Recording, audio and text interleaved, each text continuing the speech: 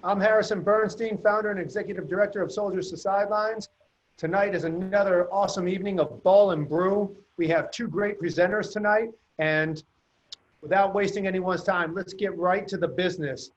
I want to cheers everyone that's here. This is actually a happy hour, so raise your glass, get ready to get some knowledge and have some fun. And I just want to thank the Ball N Brew guys, and I'm going to turn it over to Coach Mark Staten, who's going to introduce our guest. All right, thank you, Harrison. You know, what a great start of a weekend, Memorial Day weekend. Glad to have everybody on here on the panel. Glad to have everybody watching on Facebook. And our first presenter is the co-offensive coordinator, O-line coach at Texas. Been at West Virginia, been at Vanderbilt, Penn State, Auburn, and he's one of upstate New York's finest. So without further ado, Herb Hand. Man, I want to first off thank you guys for having me. This is an organization that's near and dear to my heart. My stepdad was in the Air Force for 20 years, so I grew up a little bit of a base rat, if you will, running around Griffiths Air Force Base in upstate New York. And then also I'm excited because we have a guy that works on our staff, who works with me on a daily basis, Mike Pomfret, who served in the U.S. Army in the 3rd Armored Cavalry Regiment, and as you know, has seen time as a combat soldier. And so it's really awesome to be be with you men tonight. So I really appreciate the opportunity. I got to get some screen sharing capabilities. Whoever's going to pass that over to me.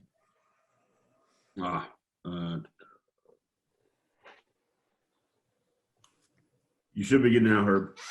Okay. All right. So what I want to start out on.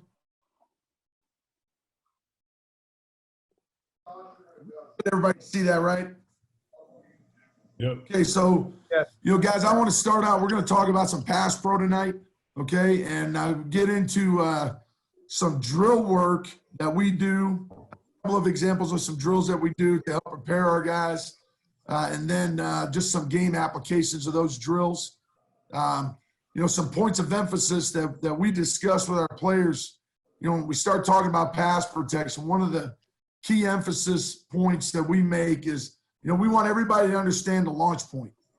Okay. And, because I really believe that if your guys don't know where the launch point is, how do they understand how to set, what type of angle to take on their set? Not only that, but the timing of the route, the timing of the play, all critical points. So, there's a big difference between a 3-step drop, a 5-step drop, a 7-step drop, and the timing that goes along with those. If you're in the shotgun, a catch and throw out of the shotgun, a catch with a big 3 and a hitch. All of those things are important when we start talking about launch points. So, we make a point of emphasis with our players to understand the launch point so that they really can comprehend, the concept of the play. I know a lot of young people nowadays in the world we all live in. Everybody talks about players wanting to know more than just what to do, right? They want to understand the whys of what they're doing. Okay, and I think there's a point of there's a progression that you've got to go through in teaching to get a guy to the why level. But one of the real keys to understanding whys is understanding launch points. So don't take for granted that your players understand where that ball is being thrown from. I think it's a real key for them to have success in pass pro. Okay. The second thing we talk about is KYP. Okay, know your personnel. And with that, I've got my GA Bobby Lamone. Who does a great job of creating each week. We do a highlight film of every defensive lineman that we're fixing to face, so that our guys can study who they're blocking, right? So that they have an idea, when it's 3rd down and 8, 3rd down and 12, whatever, those clear passing situations, that they understand what is this guy's go-to. What is his secondary move? What are his counters? Okay, so we want to put all that stuff on film and let them study them each week. You know, one of the things that we do here at Texas on Mondays is our players' day off, right? We have to give each week, our players have 1 day off a week.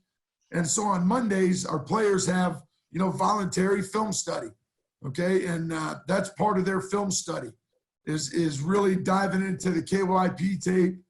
Another part of the KYP tape as well as knowing their personnel, but also understanding the kind of the personality, if you will, of the defense we're about to face. Okay, what do they like to do from a gains standpoint? You know, what are their big twists that they run? What are some of the, you know, the key indicators that we're going to get a game so we can, you know, set accordingly and kind of have an idea of what to expect. So those are all part of the KYP in knowing your personnel. Okay, the next thing on there, trust your Bob set. And when we say Bob, that means we're the big on big side. I know that Coach Manning is going to talk a little bit later about six-man protection, and I'm not going to get too much into scheme. It's going to be more technique and fundamentals. But, you know, when we talk about the big side of the protection, right, your guard and tackle and an even front structure where they are setting man on. You know, and so I know there's a big discussion nowadays in the O-line community about, you know, one-on-one pass pro. Yeah, you know, a one-on-one pass pro is a defensive drill. It is. You know, you're going to get that guy's best stuff, right? But guess what? 3rd and 12 is a defensive rep. Okay, so we got to be ready for those type of situations. And, you know, that's where you train these guys, because you can do all the drill work you want to do, which is extremely important, and we're going to get into the drills. But until they actually take those sets versus live rushers, and you can coach off of the film, right, of, hey, here's what happened on this rep. Here's why you had success, or here's why you didn't. Those are all learning opportunities. And you got to get to a point where your guys trust their Bob set. You know, I know in our league, in the Big 12, what you're going to find is, on 3rd down and sure passing situations, we're going to get one of two things. We're either going to get drop 8, okay, in a 3-man rush, which presents its own problems, okay, or you're going to get some sort of pressure. And if you're in a 5-man protection or 6-man protection, you have to be ready to execute in those situations and trust in your Bob set. So it's going to come down to that one-on-one matchup, and we got to have confidence in those type of situations. When we start talking about trusting your Bob set, this is something I really think is critical. We talk about win your set, win the rep. Win your set, win the rep. When the ball is snapped, okay, there's only one thing that's guaranteed to happen on every single offensive football play. You know, and I always kind of ask our players that. It's a little bit of a trick question, right? They'll say, what's the one thing that's guaranteed to happen? Well, you know, I'm going to block somebody. Well, you hope so as an offensive lineman. We don't want to have any no-hitters, right? But there may be a rep where, you know, you're in a help situation that you don't really block a person necessarily, or as a wide receiver, they don't necessarily block somebody, right? Somebody's going to get tackled. No, because you may have a run that guy hits his head on the goalpost and goes untouched. The only thing that's guaranteed to happen on every single offensive snap is the ball is going to be snapped. On every single play, the ball is going to be snapped. When the ball is snapped, you got 22 guys out there on the field, all right? And everybody's feet are going to be doing something. It doesn't matter if you play offensive tackle, if you play linebacker, you play DB, you play quarterback. It doesn't matter what the position is, okay? It's when that ball is snapped, everybody's feet are going to be moving. And what you do with your feet when the ball is snapped is going to have a huge impact on whether you have success or not on that play, right? And we always talk about that you know, as coaches, one of the things we always say, right, is that the average play lasts between 4 and 7 seconds, somewhere in that range, right? So how important is that first second of the play? It's critically important. is probably, it's the most important second of the play. The second most important second is the last couple of seconds, right? The finish, okay? But in order to get to where you can finish well, you got to start well. And so we always talk about winning your set. And there's drills that we do that are very tied into understanding set angles, right?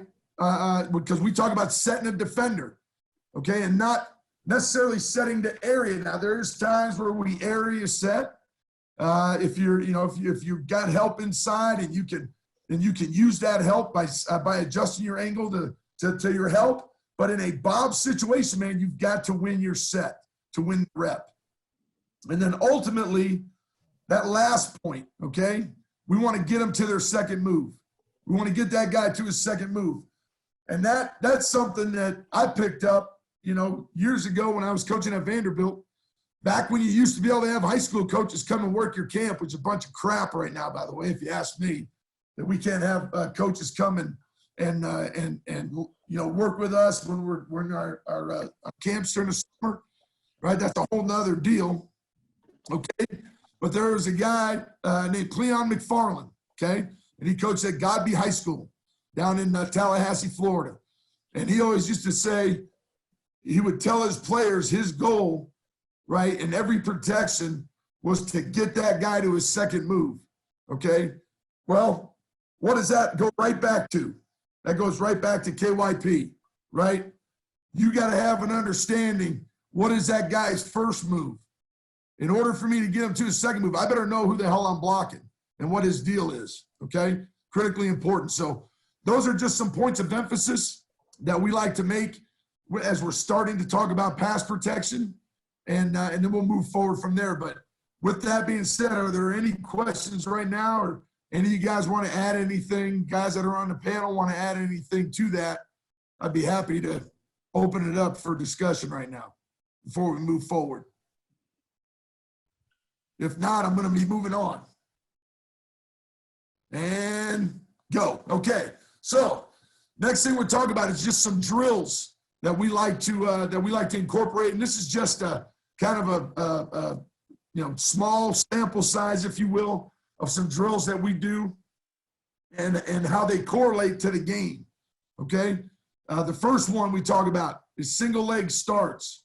Okay. And, this is a drill that really focuses on, the footwork and being balanced and having, creating good pressure coming from the ground. We talk about force through the ground and how are we trying to take that set so we eliminate any false movements or wasted movement, okay? So with this drill, this was filmed a couple years ago, and we've kind of advanced this drill a little bit, which I'll talk about. But as you can see on this drill, all we're doing is these guys over here, right? This is our right side, and you can see our center here has his right knee. Go ahead and share it, Herb. You can't see that? No, go ahead and share it, brother. I see it. You see? You got it? Okay. I can see it. Yeah, you're good, Herb. Okay. Are you good? All right, Okay, cool. my bad. I must be screwed up. All right. So you can see our center has his right knee down. So this would be a rep right here where the center is setting to his right, sliding to his right. Okay. Obviously, our left side guys have their kick side leg down, or their catch side leg, whatever you want to call that. Okay, that's where they're setting to an outside aligned defender. And all we're doing on this is focusing on driving off of our opposite foot of the way that we want to move. We want to drive off of that foot. Now, a couple of things with this drill. And again, this was back a couple springs ago. So what I want to make sure that I emphasize on this is not great leg angle, okay? What we want to have in this is we want to make sure that the knee is inside the ankle, okay, from an angle standpoint, all right? Now, one thing that we've done in terms of kind of advancing this drill, if you will, is we do this drill now with a medicine ball underneath the down leg. okay? Because there's never a time on the field, or at least there shouldn't be a time on the field, where we are actually in this position, right? But if I put their knee down on a med ball and have them drive off the opposite foot, their knee is actually at a level that would be indicative of being in a stance, okay? I don't want any pressure on their foot at all. I just want their knee to be on that med ball so they can really focus on driving off of that drive foot, okay? Now, you'll see in this drill, what we're working as well is we're working independent hands. So the focus on this drill was to strike, right, with the outside hand, all right? And, you know, I follow Paul Alexander a lot on Twitter. I think he does an unbelievable job. Obviously, he's one of the best O-line coaches that's ever put a whistle on. And, you know, one of the things that he makes a point of all the time is outside hand down the middle equals death, right? So if I put the hand placement is so critical with that outside hand of when I am going to throw my outside hand, I want to make sure I'm throwing it across the bow, okay? Because if I put my hand down the middle of that man and he beats my hand down, it's over. It's over. He's going to edge me, okay? So this particular rep, all we're doing is working with striking with the outside hand to each side, okay? And of course, we can change this up. You can work on post sets and you know, just flip their knees around. So if a guy's got to set down to a defender, there's a lot of different ways to do this single leg start, but it kind of goes back to the whole emphasis of win the set, win the rep, right? And we don't want any false movement. We don't want any wasted movement coming out of our stance. So this is just a great way. It's a great way also to start practice off, get your guys greased up a little bit and get them ready to roll. Okay? Any questions on that? All right, the next drill. And this is something, we call it Christmas tree drill. And in this drill, what we're working here, okay, is a movement and transition. Movement and transition. So I go back to when I was a kid, all right? Everybody remembers Schoolhouse Rock, okay? Right? And one of the songs that's on Schoolhouse Rock, right? 3 is the magic number, right? 3 is the magic number. Yes, it is. It's the magic number. Yeah, man. Everybody knows that song, okay? So I like to group things into 3s because if I tell a guy, hey, here's 5 keys or here's 7 keys, I want you to remember all this. It's like my golf game, right? If I get up to drive a ball, I got everything I'm thinking about. And next thing you know, I wind up sinking the thing in the woods because I'm overthinking stuff. But if you can give me 3 keys, I can remember 3, okay? So when we talk in pass pro, we talk about set, right? Punch or strike and transition. There's going to be a transition phase where you got to be ready to change direction, okay? And being able to maintain your balance and base throughout that. So this drill really focuses on different set angles that we would take to set a defender, okay, based on the launch points, based on the scheme of the play, the timing of the route, all that stuff, okay? But it also works on the transition from going from a kick to a post or drive catch or however you want to term that. I'm old school, I say kick post, okay? I know that pisses some people off, but hey, this is my session. So we're gonna say kick post, okay? Now, to start this drill, right, and I'll show you why we call it Christmas tree.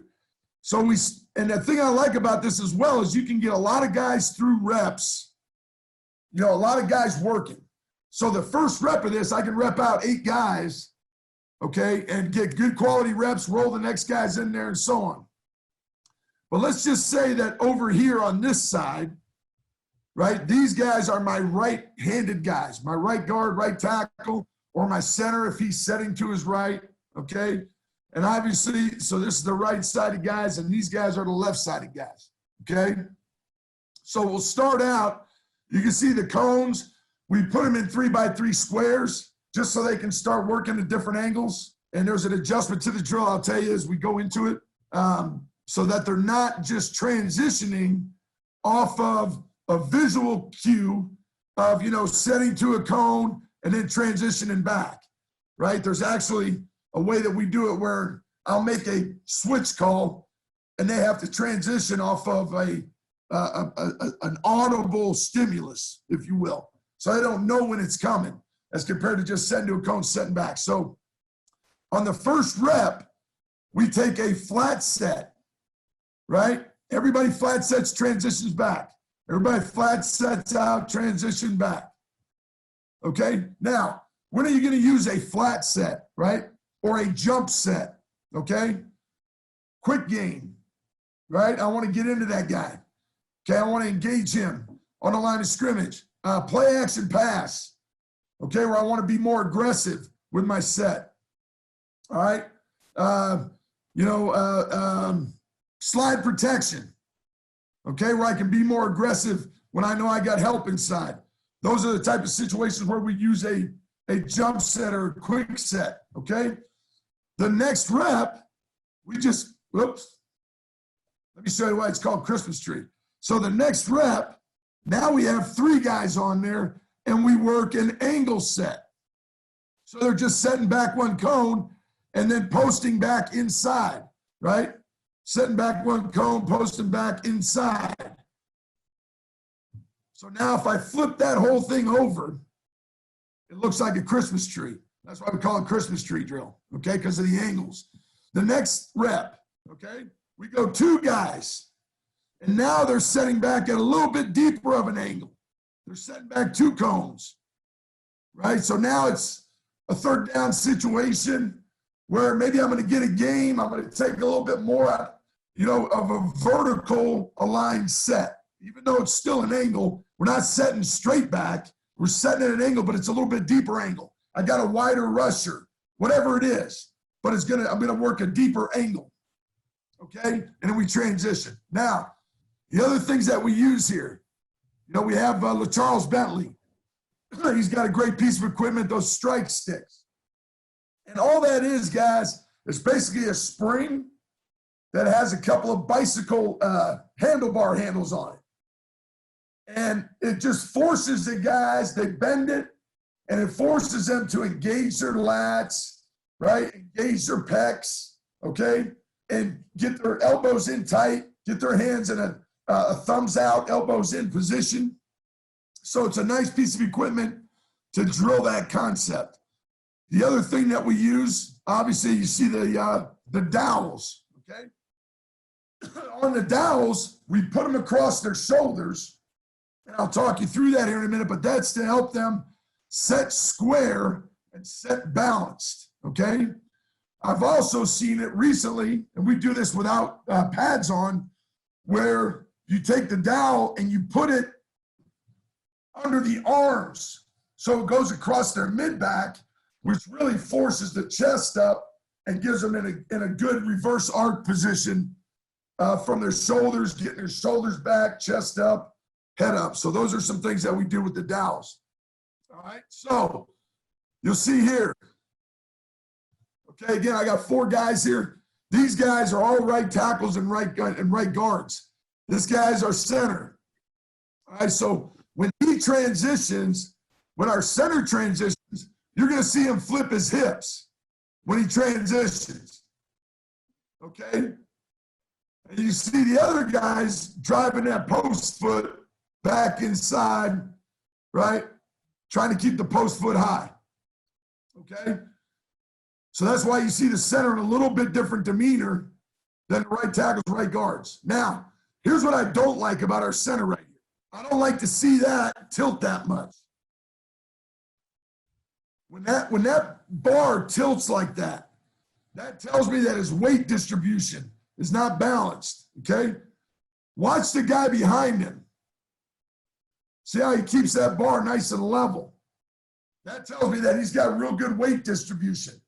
because of our center. And this guy just signed with the Bucks, and I'm excited for him. He's actually going to play for a guy that I played ball with down in Tampa Bay. Joe Gilbert's the old line coach there, and I'm excited Joe's going to be working with him. But that's one thing that Shaq had a bad tendency of, was opening his hips too much and getting off balance, particularly in transition situations. So that's an indicator of it, right? When that thing tilts that much, we want to stay square and level, okay? Now, the next rep over here, you see it's the left-sided guys. Okay, and again, we can get 4 guys work at a time. And this, again, is just working more of a jump set, aggressive set, okay, a flat angle set, whatever you want to call it, with a transition back inside, okay? Now, the next drill. So we get everybody through that rep.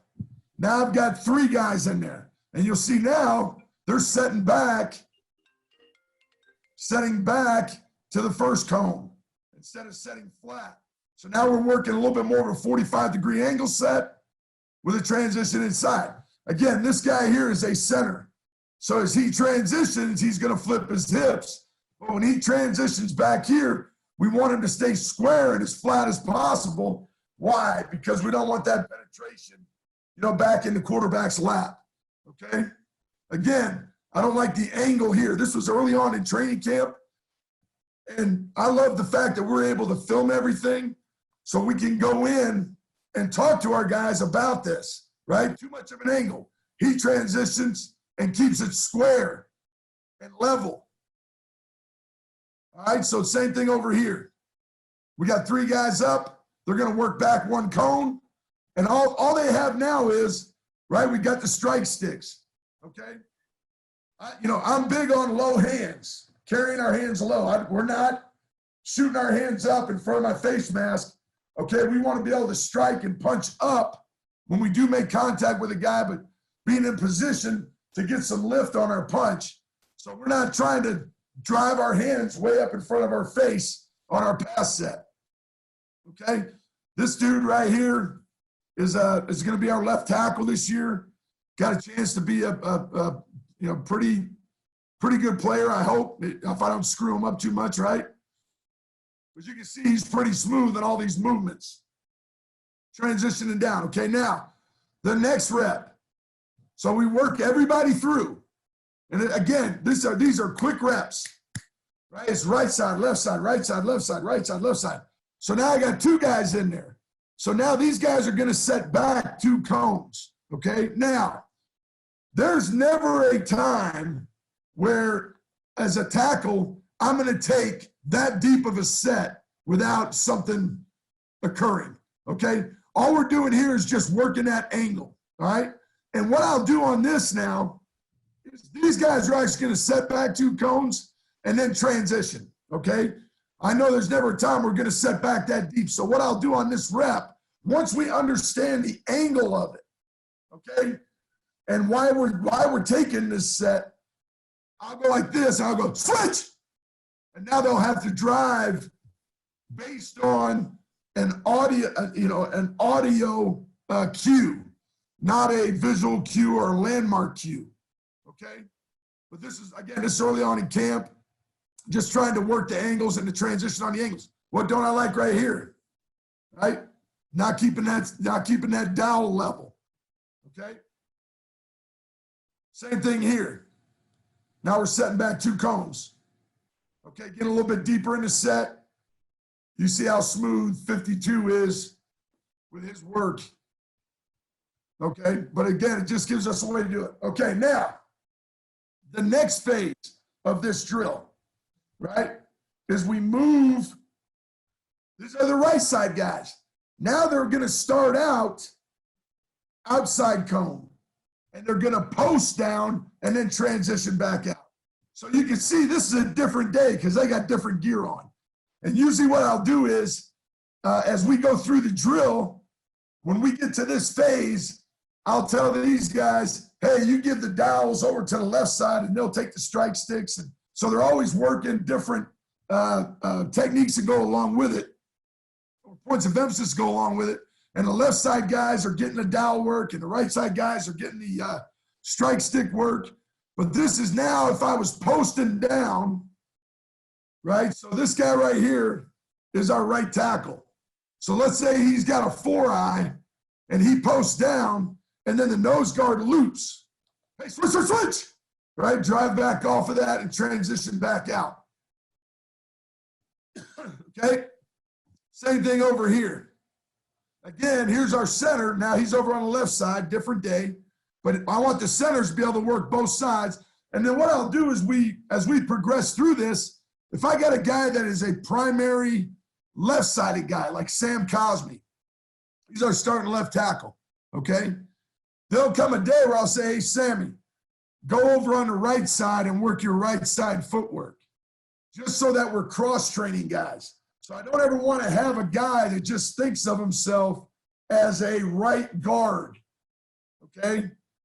I want to be able to say, hey, if our left guard gets hurt, okay, stubs his toe, the next best guy might be the backup right guard to come in the game, and I got to take the right guard and bump him over to left guard.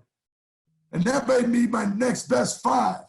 So I always want to cross-train as many guys as possible so that they're working different footwork. And when we take care of it, it's an individual. So again, now they're just posting down, transitioning back out. You can see the center flips his hips. Here, flip them. Back, okay? All right. Now we're going to transition back out from the post. We're going to transition back out, but we're going to set back a cone now. So now we get a switch, again, on a game or something along those lines, or even if the guy just changes directions on me, okay? And I'm setting down, let's say that this guy's a right guard, and he's setting down to a G, and then a G works back out, right? You got to transition back out of that thing. Okay, we get a little bit of depth on this one. Same thing here, a little bit of depth. Okay, and then we go a deeper angle on the switch. So now you got a wide looper. Something's happening where I've got to get back. Oh shit, I got to get my ass back on this, on the switch call. So now we're working a little bit deeper angle, setting back 2 cones on the switch. Okay, so this is all transitional work. There's no punch, there's no strike phase. This is all the transition work that we talked about earlier. We said in pass pro, a lot of this is set, strike, and transition. So here's our center, right? He's setting over to a G, and the 3 tech or the 5 technique they got a gain, loops around, and he's got to flip his hips and come back around to it. All right, any questions on Christmas tree drill? Okay. The next thing here, this is another piece of equipment. I'm not trying to do a commercial for LPA, but I'm going to do a commercial for LPA because the guy who made these played for me. All right. David Fromm raised a hand. What does that mean? Do I got a question mark? Not question mark as in punctuation, but question as in Mark Staten. Does that mean anything? I don't know. That's what it says on my screen. Either way, David, thanks for raising your hand and giving me a chance to get a drink of beer. We good? We're good. Yeah, we're good, Coach. Yeah, I think we're Keep good. pressing forward. Press forward, man. Keep pressing forward. Okay, here we go. These torque wheels. This is a great piece of equipment. You can see the offensive side has these supinated, as they like to call Mark Staten, that knows all those proper terms. Supinated, right? Where'd you go to school at, Mark? Huh? You can't even say. That'd be at the Harvard or something like that. Just saying. What's that? Right, Bobby? Where's Bobby Johnson? Miami of Ohio. Miami University. Ohio. That's a Miami, Ohio term. Supinated. Supinated. Okay? So they got the supinated grip, which for me just means their elbows are in, their thumbs are out. Okay?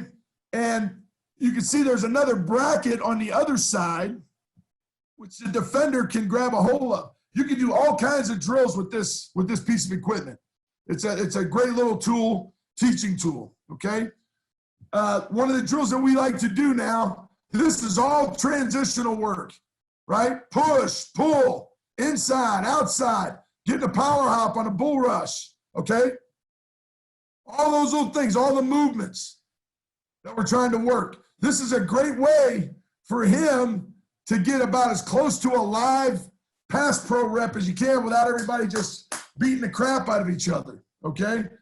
And it really depends on that defender giving a great look and working and making them work both outside, inside, hops, the whole deal. Now, the first time a guy does a drill like this, their feet are going to be all over the place, okay?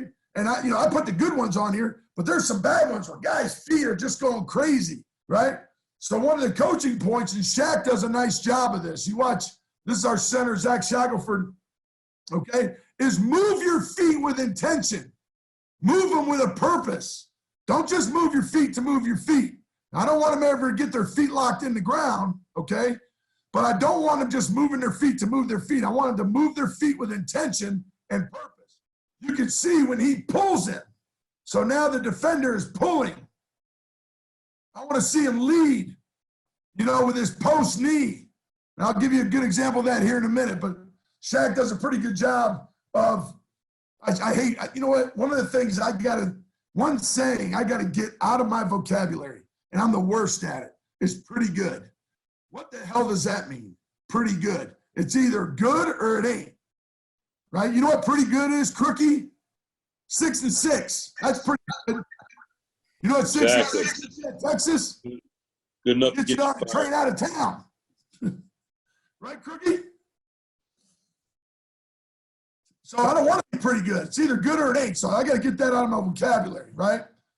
So you can see Junior Angelau. This is one of my freshmen from Utah. He does a nice job of moving his feet with intention and purpose. Now, when he pulls him, I'd like to see him drive that inside knee forward. I'll show you a good example of that here in a minute, okay? And when we get, double hand bull rush pressure, okay, we power hop. I'm not, some guys brace. If that's what you do, awesome. Go with what you know, right? We teach a power hop to get both our feet in the ground, right? There's a good example of a power hop right there to get both our feet in the ground. All right? Let me show you a good, here's it from the ground view.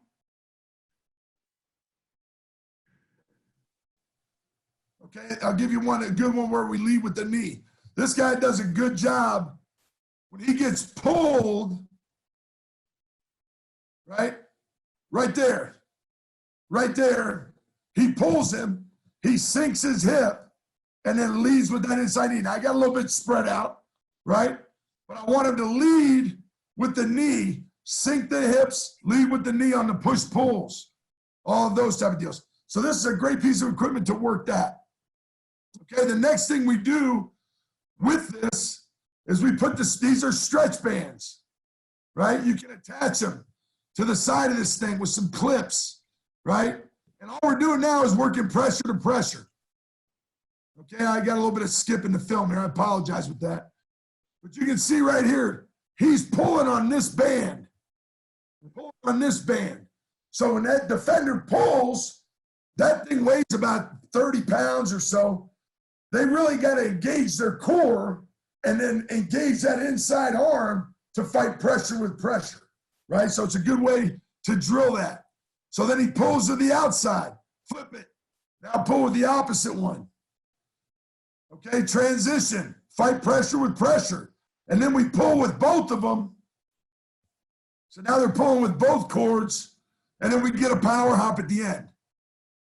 Okay, good drill to, again, work pressure to pressure stuff with your hands, with your core, engaging all that. Getting power hops at the end. All right? Okay. Here's how we doing on time, Mark? Am I going over? I know. Am I good? Can I keep rolling, Mark? Yeah, I think you can keep rolling. You leave probably 5-10 minutes at the end for questions, Herb. Okay, awesome. Here we go. This is a drill we like to work. Let me get it. There we go. Here's the chart of it. So you got the defenders, obviously over here. You got the offensive guys over here. Now, everybody knows the old mirror dodge drill, right? Where you put the cones out and everybody, you're reacting and staying balanced and all that stuff. It's a great drill, okay? So this is mirror twist, okay? So we'll start out the drill. This is about a 7-yard space or so, all right? We start the drill out. These guys are just moving side to side, and we're working our mirror, okay? And then I stand back over here, and I point at one of the guys. So if I point at this guy, I point at him, he becomes the penetrator. He's the looper, and we get a twist, okay? Now, what are we trying to do with this drill is understand, one, key to stopping a twist. You got to stop the penetrator.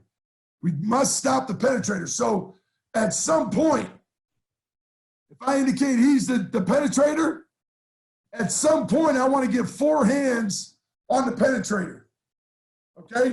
And then whoever's guy leaves, this is who makes the switch call. Hey, switch, right? Or over, whatever your call is, okay? So we want to stop the penetrator, communicate the looper, all right? And then after they penetrate and loop, they just go right back to a kind of a lateral deal, and these guys go back to mirroring. And you can get a lot of good reps in this drill. So here they're mirror, okay, I pointed over here at him. Penetrator, looper. 77's making the switch call. We want to stop the penetrator, deliver him. Then they just go back to mirroring a little bit. Then I point again. Now, here's the looper. So now he's making the switch call. Hey, switch. All right, then they go back to mirror. Hey, switch. And then what I'll do is at the end, I'll tell these guys on defense, either go opposite direction or both go the same direction, right?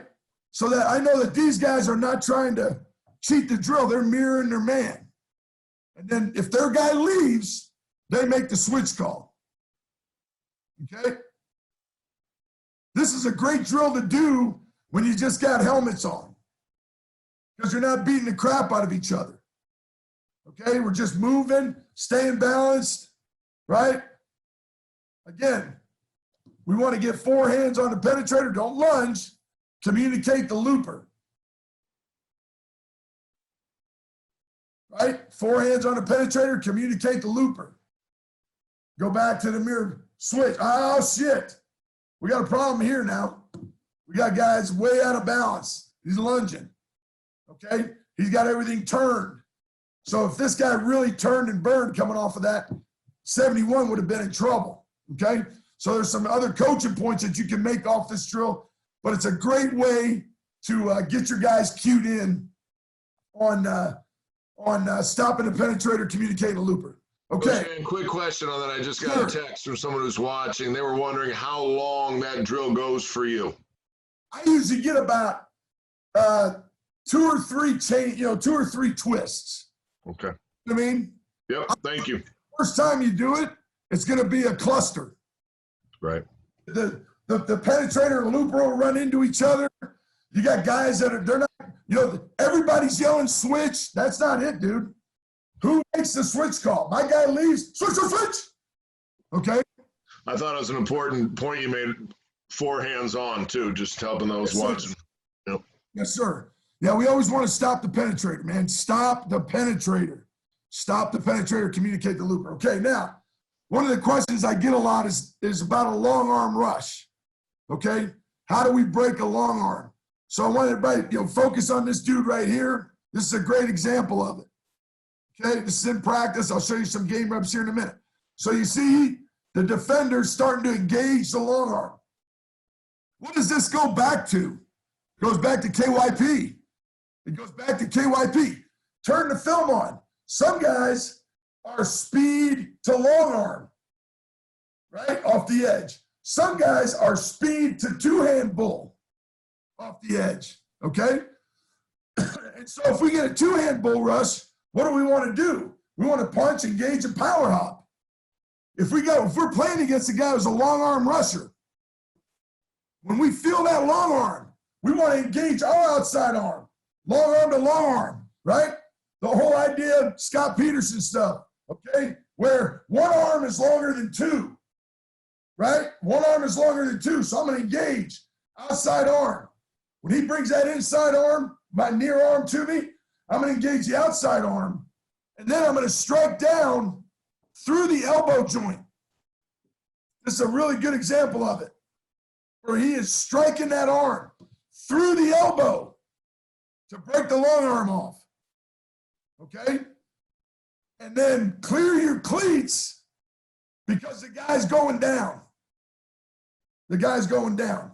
Now, just because whatever we put on film is who we are, right? Horse shit, right here. You guys, hey, what about that mirror twist drill, coach? Oh, we didn't. Yeah, 67. Get off of it now. Switch. Get off. Get off, okay? It's unfortunate that these two, rum-dums over here put this on film with such a great long arm break. So I want to this is a great teach tape. I'm proud of this.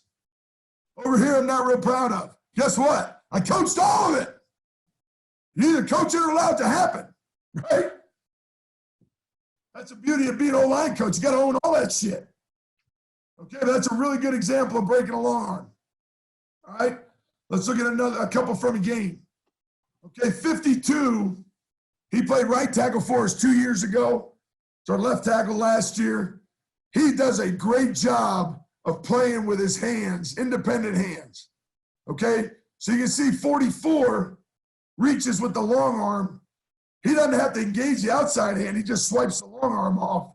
He got really strong arms, strong hands, plays violent with them. Okay, clear your cleats. He's going down. All right, here's another one. 52 again.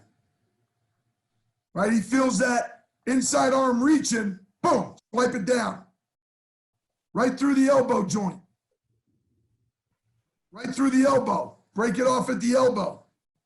Be violent with the hands. Okay, and we have a drill that we do where we work that. Right, I actually use those dowels that they put on their shoulders. As I'm working a tackle on his set, I'll stab the dowel at him and make him engage and swipe and break the dowel down. So it's a good way to work that drill.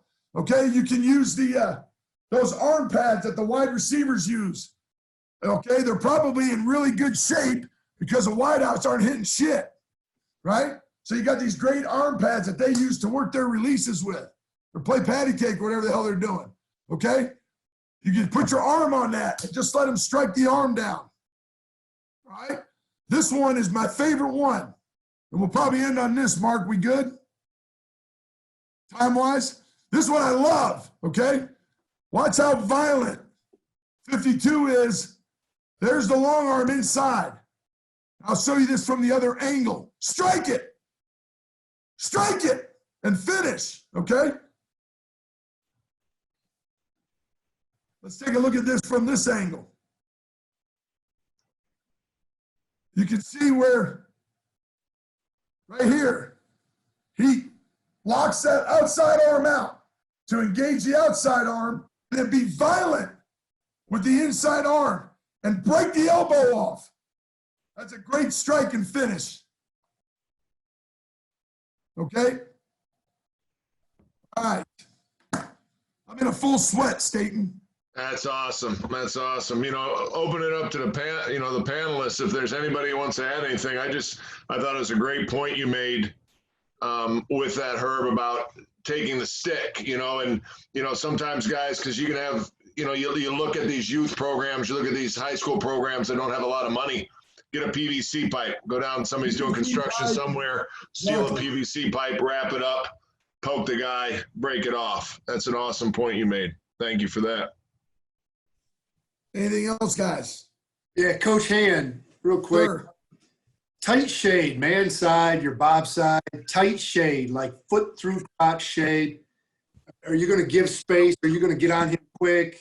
Outside hand first, inside hand first? What are you thinking? So you say the Bob side, the dude's an inside shaded defender. No, like a tight shade. Oh, a tight shade. He's lined up right up on you. Yes. Okay, I got you. Yeah, so we treat all, here's the deal. This is a great question, Scott. Right? We do a drill we call a 4-point set drill. Okay?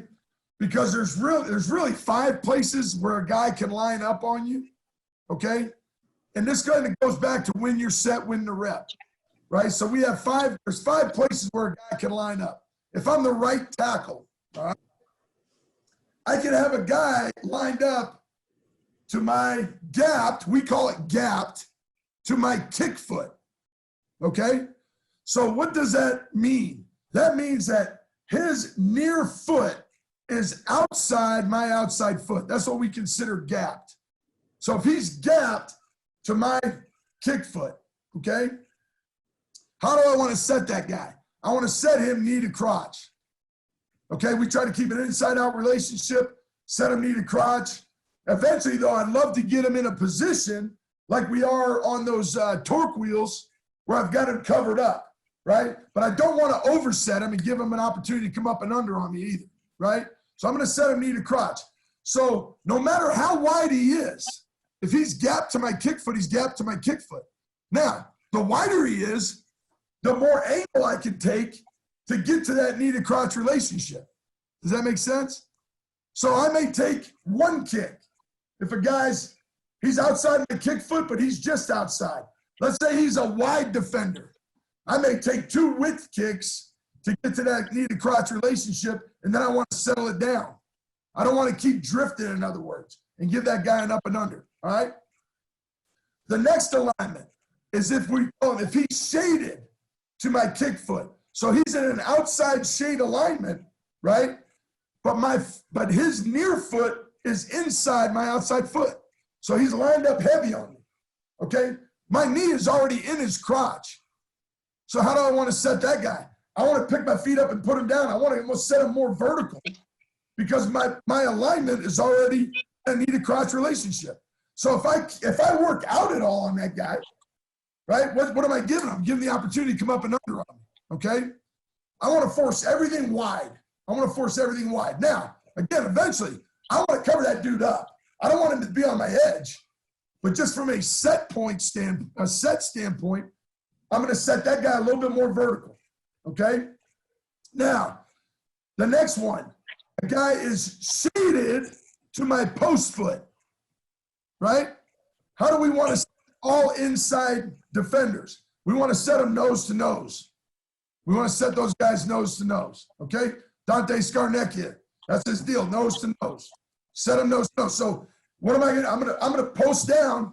I'm going to post down with my inside foot to a relationship where I have got him covered up, right? So in that case, I'm going to stab with that inside hand. I'm trying to get my inside hand to his pec, okay? But I want to get to a nose-to-nose relationship on him. If I never cut off the inside, he's just going to keep pressing right up through my inside shoulder, right? So I want to be aggressive inside on him. Now, a guy is gapped. So let's say I'm on the Bob side of the protection, okay?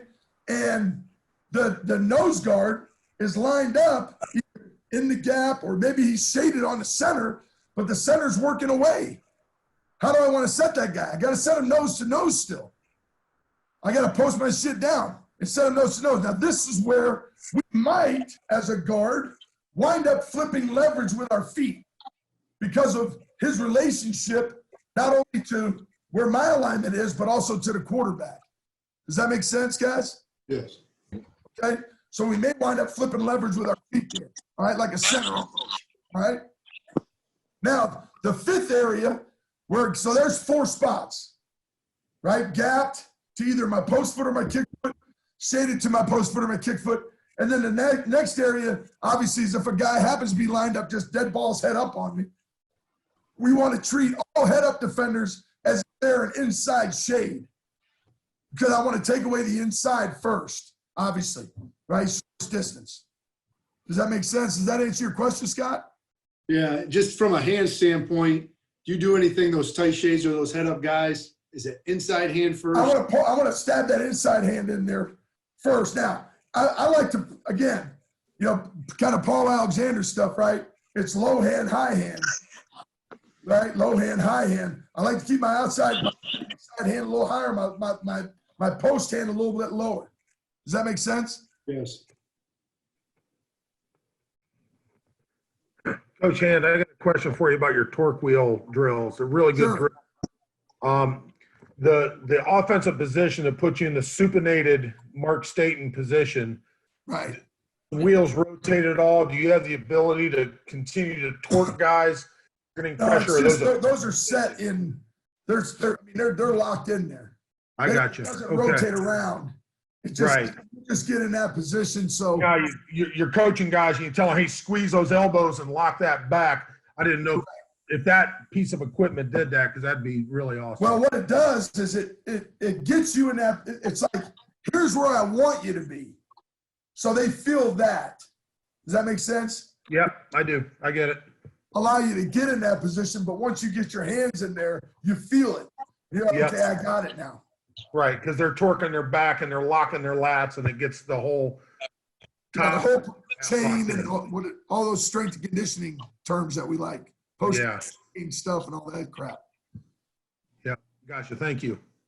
Yes, sir. Anything else? Hey, Coach, what are you teaching your centers to coaching points for a center? I got a heavy shade nose on my snap hand on Pass Pro. Okay, I'll tell you, Shaq did a really good job of this. Is when they're trying to attack, like, here's the thing that always pisses me off in one-on-one pass pros. Anytime a guy wants to line up on the center, they always line up on his freaking snap hand, right? You're like, come on, dude, what the hell? Okay, but what Shaq would do is he'll set back square to the snap hand. He wants to take a quick kick, and then he'll stab with his offhand. Stab the offhand and then follow with the snap hand. So he's going to get 2 punches on him, 2 quick punches. But it's a short to the snap hand side, right? And he's with the offhand and then follow with a punch. That'll help get me squared back up. But I never wanted, we're not big 2-punch guys, right? Punching with both hands. Unless a guy just unless a guy has a barrel action. Hey, you're in the bar having a beer. Don't worry about it. Speaking of which, unless a guy just tries to run or smooth over you and you got to get both hands kind of up, double under type deal. But we're more working independent hands on that.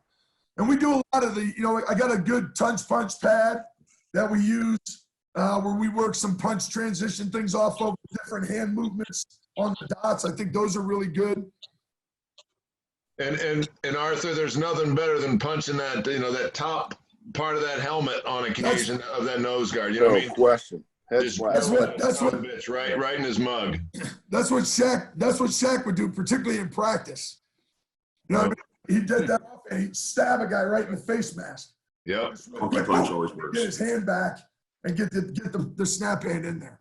A good head coach will let you get one of those penalties a game, because it never gets called. Right. They're not calling it. Don't worry about it. Right, Bobby? Amen. They ain't calling it. Because Staten played defensive tackle. That's all he did was line up on your snap hand. Yeah. So you have to donkey punch his big ass. James Patton, good to see you, my friend. Hey, Herb, good to see you too, man. Hey, I had a quick question on your Sure. With your tackles on vertical sets on wide, two men removed rushers. Anything from your, I don't know if you vertical set or kick to get width on it, but anything with footwork and in terms of the, 1-2, then vertical 3-4. Yes. You know what I mean? Based on the width of the defender, and that kind of goes back to that Christmas tree drill a little bit. Right, which I saw. Yeah. Yeah, based on the width of the defender, is going to determine like how many width kicks do I get. Okay. Right. Another drill that we do, and I should have put it on this, but I'll paint some train tracks. Yeah. Right on the practice field. And we'll start out, and the train tracks are about a yard apart. Okay, they're just like probably 5 yards long, not even 5 yards, maybe 3 or 4 yards long. Right? Yeah. But they're running parallel to each other, about a yard apart.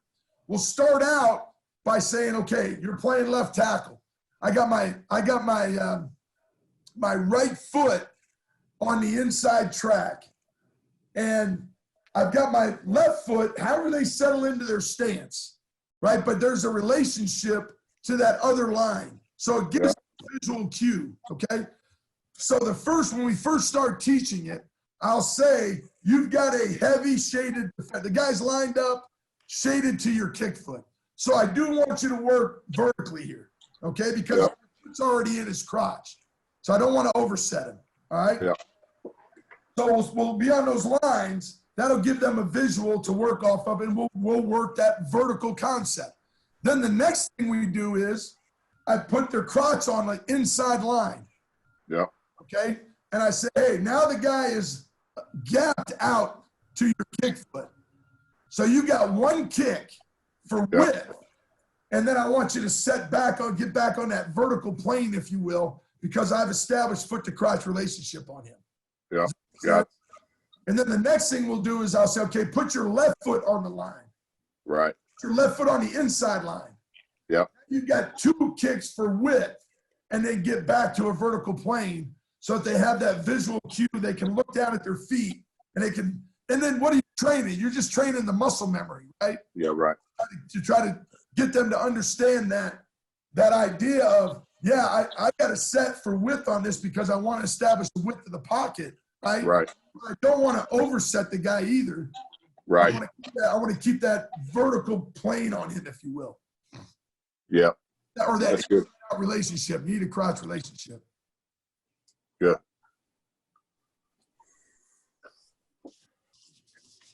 Anything else from the panel? That was awesome. Well, appreciate the heck out of it. And, right now, let's go ahead and everybody do a toast, little happy hour toast. Bobby, you got that wine? That's my man. All right. Yeah. Hey, cheers, everybody. Cheers, everybody out there in Facebook land. Cheers. And I will pass it on to Coach Wooster. Hey, Mark. From Wayne State University. Mark, can I say one thing real quick? Harrison Brady, thanks for allowing us to be a part of Soldiers to Sidelines, and we appreciate everything you guys are about, and we look to continue to help in any way we can as offensive line coaches. So thanks once again, and Kurt, good to see you. No problem. Hey, Herb. Can I add one thing?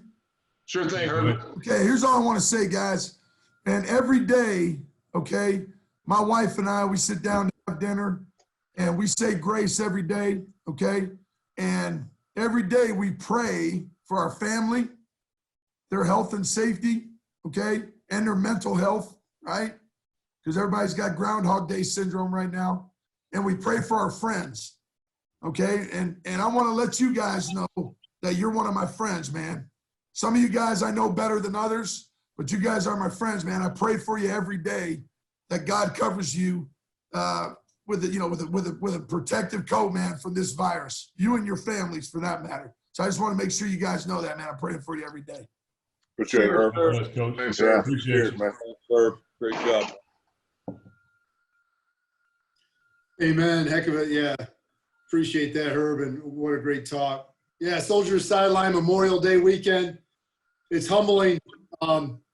You think about the guys downrange right now, and then you really think about the ones that didn't make it back home on Memorial Day weekend here. And my dad was a Vietnam vet. I'll never forget the day we went to the Vietnam Memorial there in Washington, D.C., and my dad had a couple guys that didn't make it back home.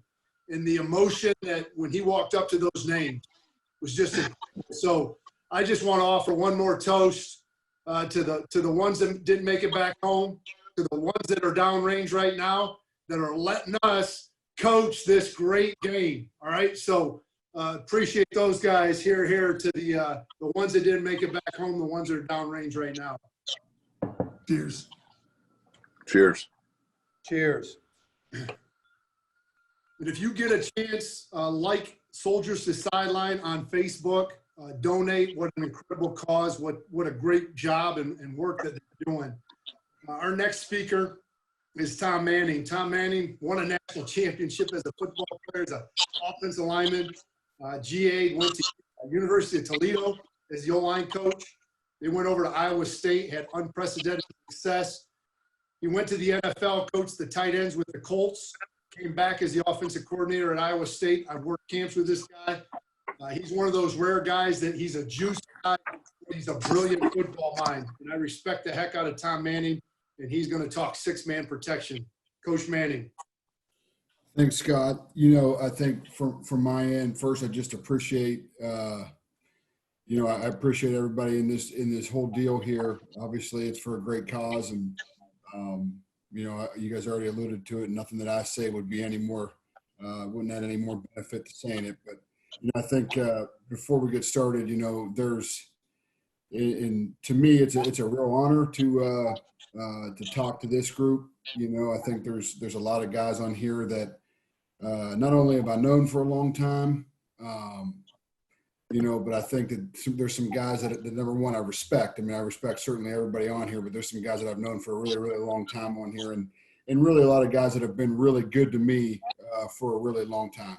And, I'm just real grateful that all you guys there have helped me out throughout my career. And certainly it's humbling, but it's also a little daunting to talk anything about offensive line play in front of this group, because I think it's certainly guys that are pretty special ball coaches. And so I'm thankful for it. And, what I want to do, I think Coach Hand did a great job in talking about the fundamentals and some of the drills and kind of segueing and really into it wasn't planned, but it kind of segued into maybe some different things. I think from my end of it that maybe I can help everybody with, or maybe it's just a different way of thinking about it. I no longer actually coach the offensive line. I've coached offensive line for 12, 15 years, and now I've coached the running backs. Which, let me tell you this: if you pay a running back coach to do anything, okay. If you're ever a head coach, you're about crazy, because I coached the running backs last year. I didn't do anything. Okay, so that's don't even worry about that.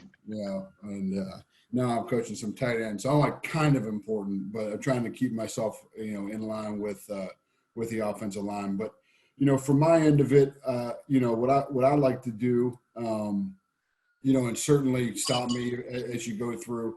I wanted to just present a little bit about. Not everything in regards to our six-man pass protection, but I always feel like if you're going to talk about something in a clinic, man, I at least want to be able to take something home that, maybe it's a little bit of fundamentals and technique, but also maybe there's a little bit of something that I can at least think about from a scheme-wise. And for us, this has been the kind of the backbone for our pass protection for a really long time. And I think the one thing that we've always been good at and we've taken great pride in is, we've led the country in sacks given up before. We've led the conference in it. I think for us, we kind of believe a little bit in a less is more approach. And I wanted to share a little bit of what we do and a little bit more probably from a philosophy standpoint in regards to what we do pass protection wise, and kind of where we go from a day-to-day standpoint, where we go from a big picture standpoint every year, because I think we all know, not only as high school football coaches, but I think we know as college football coaches as well. You'd love to recruit to a very specific, this is all the characteristics and qualities that we want in every single guy.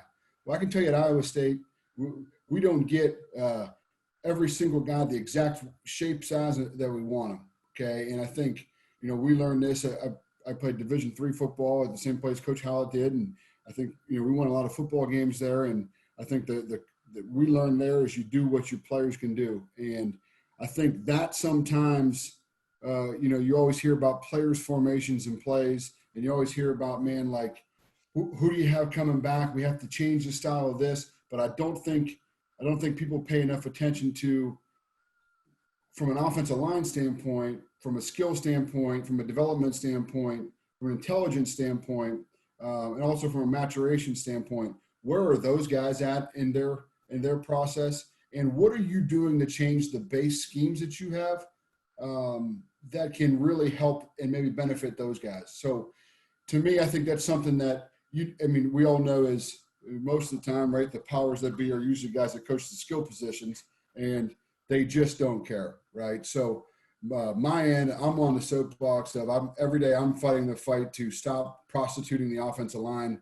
All right. And that's, I think, is something that's really, really important as we go forward. So for us, okay, what do we believe in as far as a 6-man pass protection? I think first and foremost, obviously it's something that's sound, but we really believe that if we can set this thing up the right way, that it can serve as the foundation, and we can use that same language in most of the protections that we're going to have. So anything that we do in regards to a play action protection, or, maybe a movement protection, but maybe a 5-man protection, maybe a 7-man protection, maybe an 8-man protection, we want to be able to have a lot of carryover between our base 6-man protection. We know we're going to run the base 6-man protection the most, right? We're going to use it on third down. We use it on first and second down. We threw it 300 and some times last year. Like, we're going to throw the football.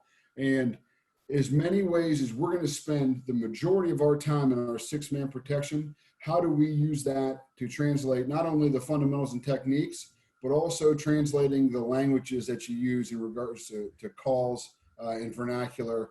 So I think that's the first thing, right? And I think we all know that plays a big role in not only the offensive line understanding it, but also the running back understanding it.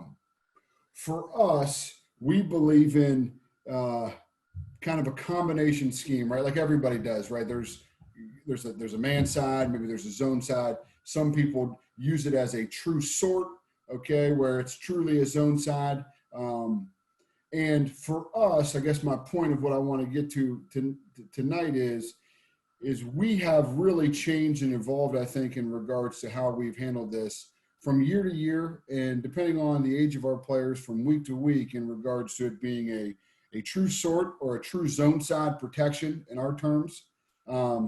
And also times where we're going to have the ability to bring it in and be a little bit more of a big on big, or a man protection, where we're sending people where we want it to be sent, and we're sending our eyes where we want it to be sent. I think the biggest thing that we probably take the most pride in is we use the principles of a sort protection or of a zone side protection in terms of assignments, but we really try to take great emphasis on teaching the man principles within it, right? So, and I think that takes a little bit more time. I think it's really easy to speak in terms of gaps, but I think it's really paid really good benefits for us to be able to use some man principles even on the zone side and still be where we wanted to be. In today's college football, I think in a 6-man protection, it's really important to be able to pick up 4 rushers, okay, from both sides, from both the man side and the zone side. And our history has been, back through the University of Toledo and prior to, we've used a lot of tempo, right? And that's the number one reason why we wanted to have the ability in a 6-man protection to be able to play fast, to be sound, but also have the ability, can we pick up 4 from a side from either side, right? And can we do it without making any checks? I think, yes, we would love to always have the ability in a perfect world to say, oh, well, they're doing this over here and we're going to slide it over there. Like, yeah, it's awesome. It's great. But at the same time, it's our job to coach and make those decisions. And sometimes they're wrong, right? Sometimes our players are going to be wrong, and that's okay. So we want to have some foolproof situations that, man, maybe we did mess it up, or we identified the thing the wrong way, and we still have the ability to pick it up from both sides. So it's really important for us to feel like we can go out on the field and, man, we can pick up 4 from the side of the field, we can pick it up from the boundary, and we're going to be able to do it in a tempo situation when blitzing is certainly certainly starting to show up a little bit more and more in college football, and also have a chance against most zero blitzes as we're getting forward. Okay, so from a big picture standpoint, I think how do we decide how much of a true zone side or how much of a sort side that we use, and how much more of a more man principles do we use in regards to flipping protections, in regards to, ID in the mic or changing the mic ID, based on danger and all those kind of things. I think number one, it firstly goes down to who's the quarterback. Who do you have as the quarterback? Okay. And I think this is really important for us. And this is a fight that I'm always willing to fight, is before anything else is, what does the quarterback look like? What style of football did he play in high school?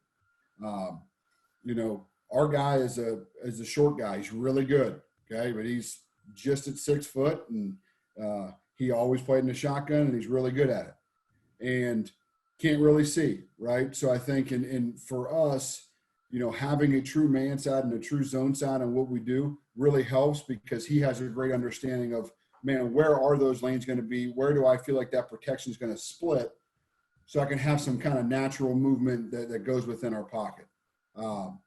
The more that it matches the quarterback, the better he is going to be in the pocket. I think the second thing for us is just pocket awareness and skill, right? Like, there's some guys that are going to step up in the pocket.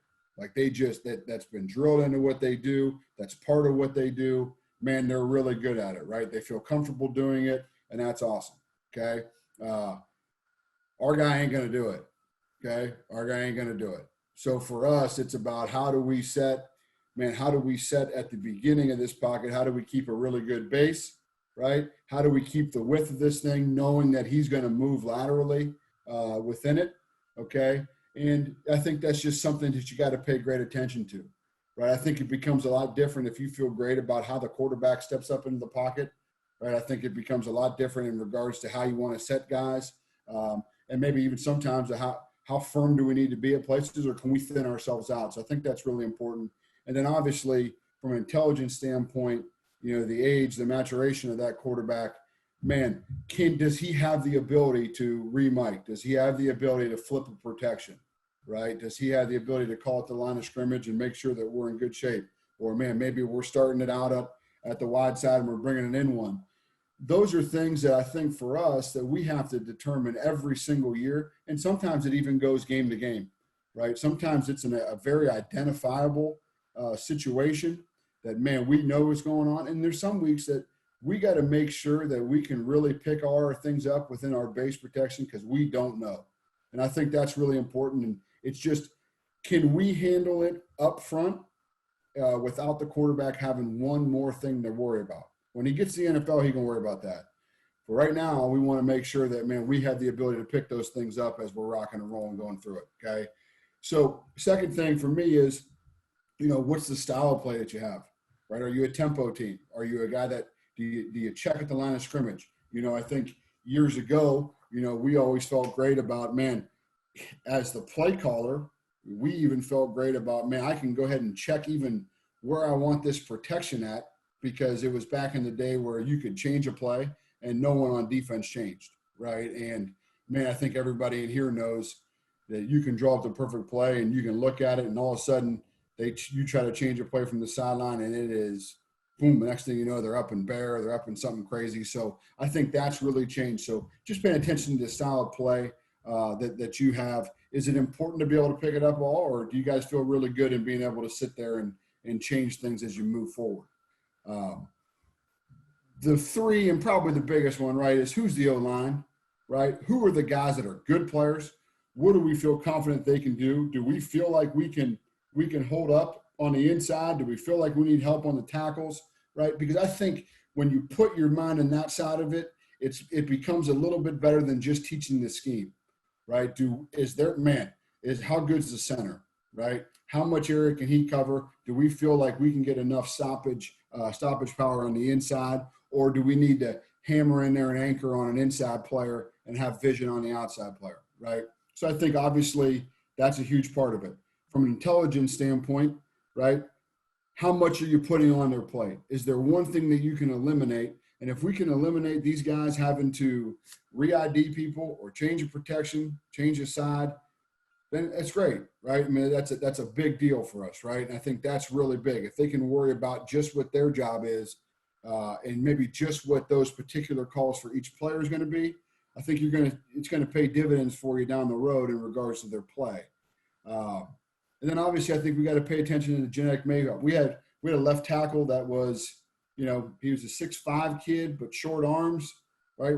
We had to pay attention, right? And we had to change some of the things that he did, all right, and get the zone side over there. And he was a good player for us. We had to do some different things so we can cover him up on the inside, right? I think that's a real thing, right? Like everybody is not created equal, and I think you have to be at least cognizant of it as the offensive line coach. And then obviously, what's the overall skill set? How long have these guys worked together, right? And I think that's a really big part about it. And then number 4 is who's the running back, okay? If anybody's going to have any intricate pass protection in regards to what the running back has, good luck, okay? Because I know this. I did coach the running backs, and every time that you go in there, you're going to talk about pass protection, and that's like the big sigh of air. It's the last thing they want to talk about, right? And even if they're willing, right, they're not going to process it at the same speed you are, okay? So the less that they have to look at, the better that it is in regards to if you're the offensive line coach, certainly in my opinion.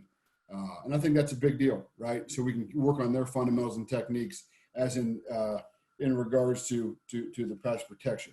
Some things that I consider or us as an offense really try to consider weekly to figure out what ways can we tweak some of the little nuances in regards to our pass protection, all right, are these things. And this is just things that I kind of want to know as the guy that's going to, not only as the play caller, but I want to know it as the offensive line coach. And I think when the play caller and the O-line coach feel really good together about those protections and about these couple things, I think the game plan comes together a little bit easier. I think there's a lot less chance for the offensive line to get prostituted when they know, right? Here, the thing about most play callers, I think, is they don't know what the O-line coach really goes through, right, from Sunday to Friday into Saturday morning, all right, or whenever you play, right? If you're Howlett and the guys, you might play on Tuesday, Wednesday, Thursday, Friday, Saturday, Sunday. When you get to November, you might as well kiss it goodbye, okay? So, but I think it's really important, like, hey, do you guys have an understanding of listen, play card, do you have an understanding of what we want to go through? So the first thing for us is on normal down and distance, what are the things that show up that are going to be difficult for us that we got to be alert to from an alignment standpoint, from who's blitzing standpoint, from a player standpoint, all those kind of things. And then I want to go and find out what is the overlap between that and the third down or fourth down or critical situations or red zone situations. Okay, great. Well, man, these things really, really match up. Okay, so we're going to be able to take that, and we're going to know that our third down package and the checks that we're going to need to make, those are going to kind of run in together. So it's a little bit less work for my guys. And I always thought that was important at the beginning of the week to get into third down a little bit and just take a peek at that blitzing from a third down standpoint, because sometimes you get in there and you're like, oh, shit. You get in there when you go third down day, you're like, man, I haven't looked at any of these yet. And holy smokes, it's way different, right? I think that's really important. I think next thing I always want to know is what's the orientation of the blitz, right? Is it a field blitz? Is it a boundary blitz team? Is there an overlying theme in what they do in that regards? Is it a middle zone blitz team? What is it, right? Is it a zero team? The one that everybody gets right now is they're blitzing the back, right? I mean, I think we all have different answers for it, but it's, the more you see it, it just keeps coming up and coming up and coming up. And I think that's like the easiest one that, to just pay attention to. To me, it just shows up over and over and over again. And the fix on offense is so simple.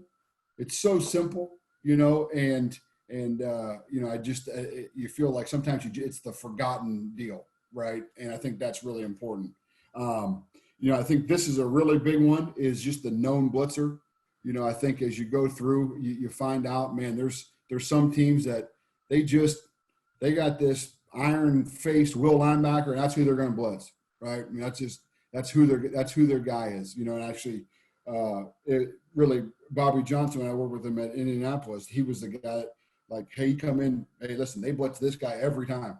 Okay, cool. It became really easy some weeks to know that that's just who they blitz, right? There's on defense, they're trying to work their personnel. Okay, well, who are the good blitzers? Who are the guys that, man, that guy can't blitz, he stinks.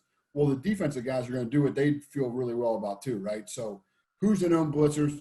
Is there enough tells that we can send our line that way, right, and feel really good about it? The next thing would be special packages. Do they have a double mug, right? Do they have some exotic things that we got to be alert to? Okay, not only in the six-man part of it, but just understanding those special packages. Do we have the ability to run the football against any of those kind of things? Number 5, I think, is a really big one. Whether you want to call it bear, diamond, whatever. Do they play that? Right? Do they play bear diamond? Does it show up? And then what's the plan? Is it a unique bear and diamond? Are you okay 5-0ing it or basing it? Do you want to do that? Right? Why or why not? I think that's one that you don't want to wait till the end of the week to figure it out. You want to always have a plan for how you're going to handle that based on who it is, right? Not all bear is created equal, and they're all a little bit different. And then, the big one is what's the mismatch? There's times, as much as you want your guy to be able to do it, he ain't going to be able to do it, right? Like, if you put me in there, I'm going to get rolled. So don't put me in there, or you better slide it to me. You better chip it. All right. Sometimes I need 2 guys over there, right? And I think that's just a real thing. And there's, to me, in the mismatch game, there's what you want to happen, and then there's the right answer.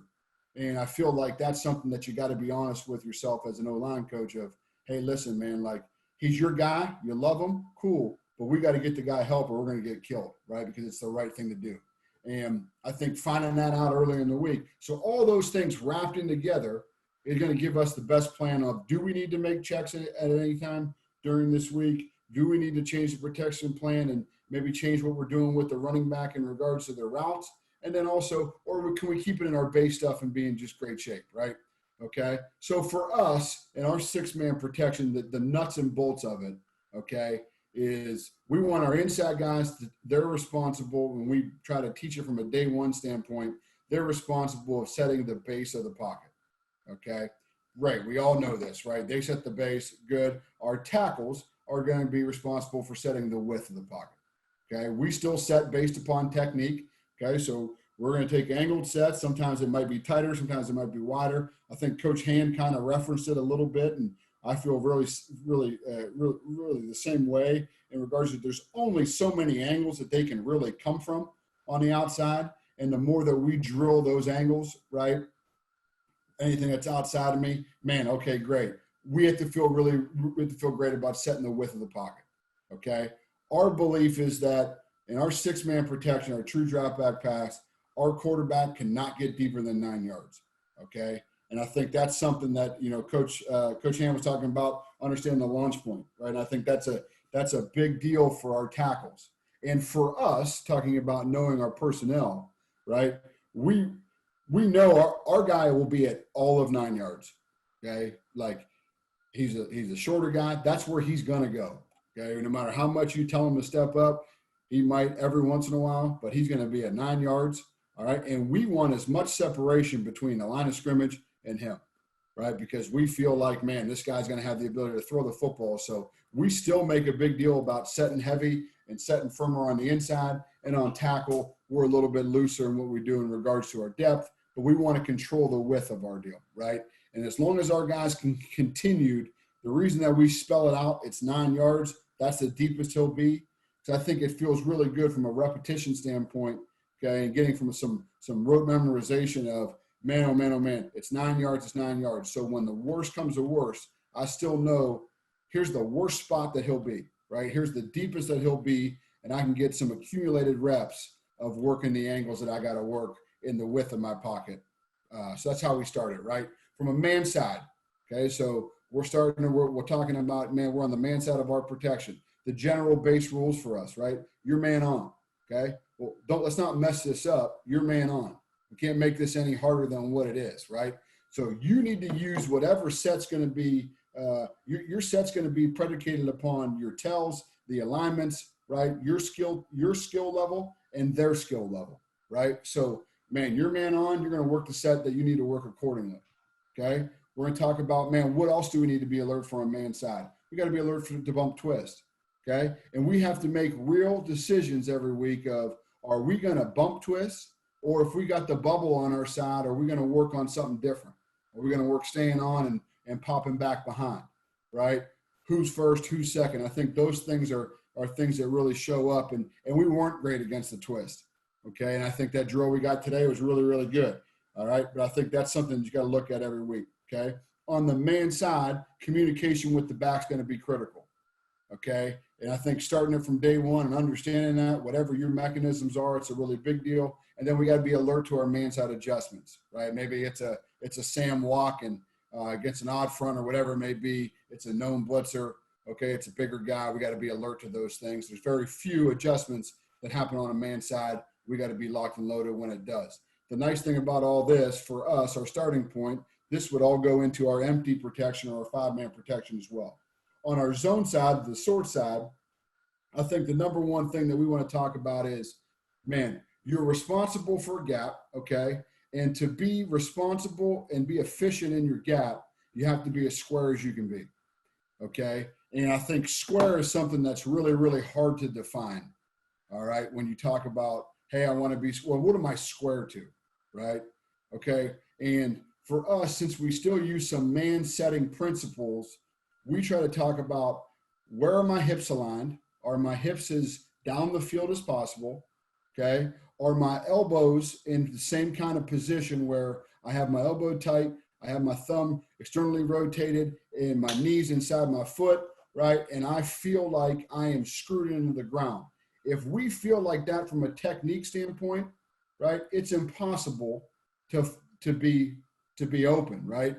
Because the first thing you see is if we talk about it from a physical standpoint, okay, in regards to something that they can actually feel, it's a tangible deal. To me, that's a lot easier than saying, hey, you're opening up to the sideline. Yeah, like, well, no shit. How do I not do it, right? Because when you're on a zone side, the initial human response is going to be, oh, I got that gap. I got to move and turn to that gap. So I think that's really important of how do we teach being square? You teach being square by teaching the fundamentals and technique of squeezing, locking ourselves in, right? Being in a good position as we get back, okay?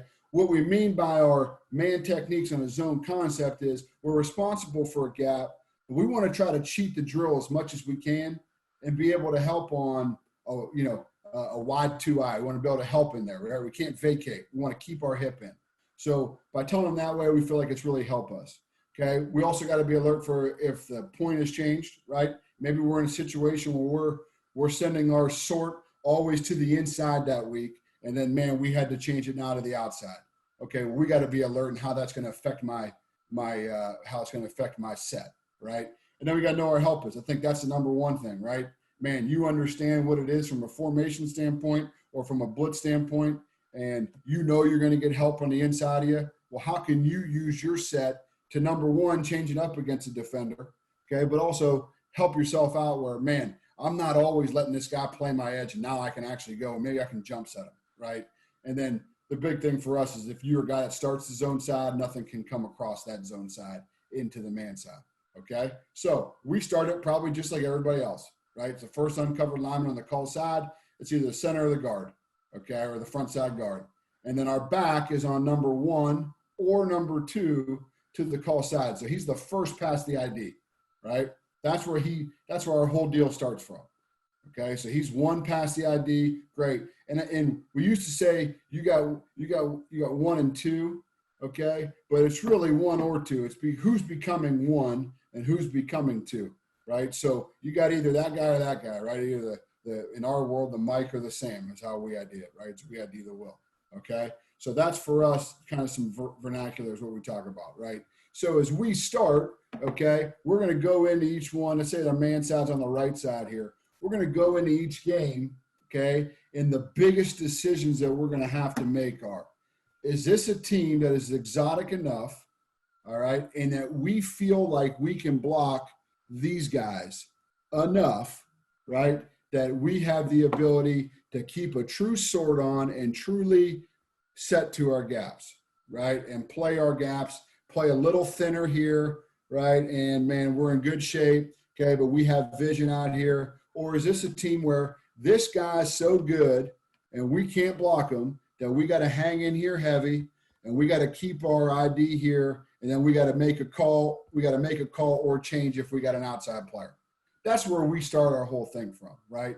Regardless of where we call it, we should still have the ability to always be right. What we don't want is we don't want our tailback, okay, checking 1 to 2 and having to cross coast read if it doesn't truly give them that, right? Because I think as soon as you tell those guys they're coast to coast, like, number one, we throw it to the back, so it's hard to get them out, okay? And number two, I've seen over and over again, like the indecision by tailbacks, and I've seen them run into offensive linemen over and over again. And I think that's something that certainly for us, we want to get that guy out. We want to accelerate our division, right? So obviously we got a man side here with a 3 and a 5. We'll work those techniques. Okay, here we're working the man side on the left side. But now we got anything that's less than a 3 technique, we want to start it with all 4 guys, right? So we teach it as, hey, it's us 3 for these 3, unless we're threatened on an outside player, right? It's us 4 for these 4, unless we're threatened on an outside player. And then obviously odd, right? We got 4 for 4 on an overhang, unless we got to make any front side adjustment. Okay. So I think we could just watch a few. I pulled a couple, and I think the good thing for us is that this is, they're probably not all real good on here. Okay. There's some that are good. There's some that aren't.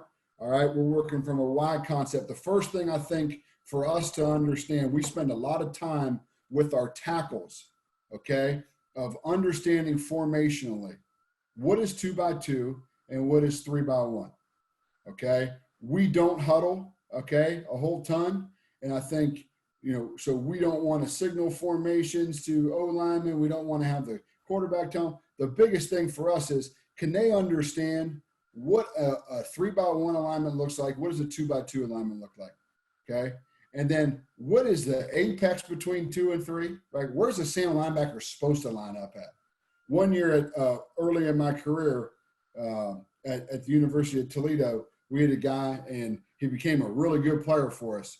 But I was going on for like 3-4 days about like, listen, the nickel is lined up over number 3.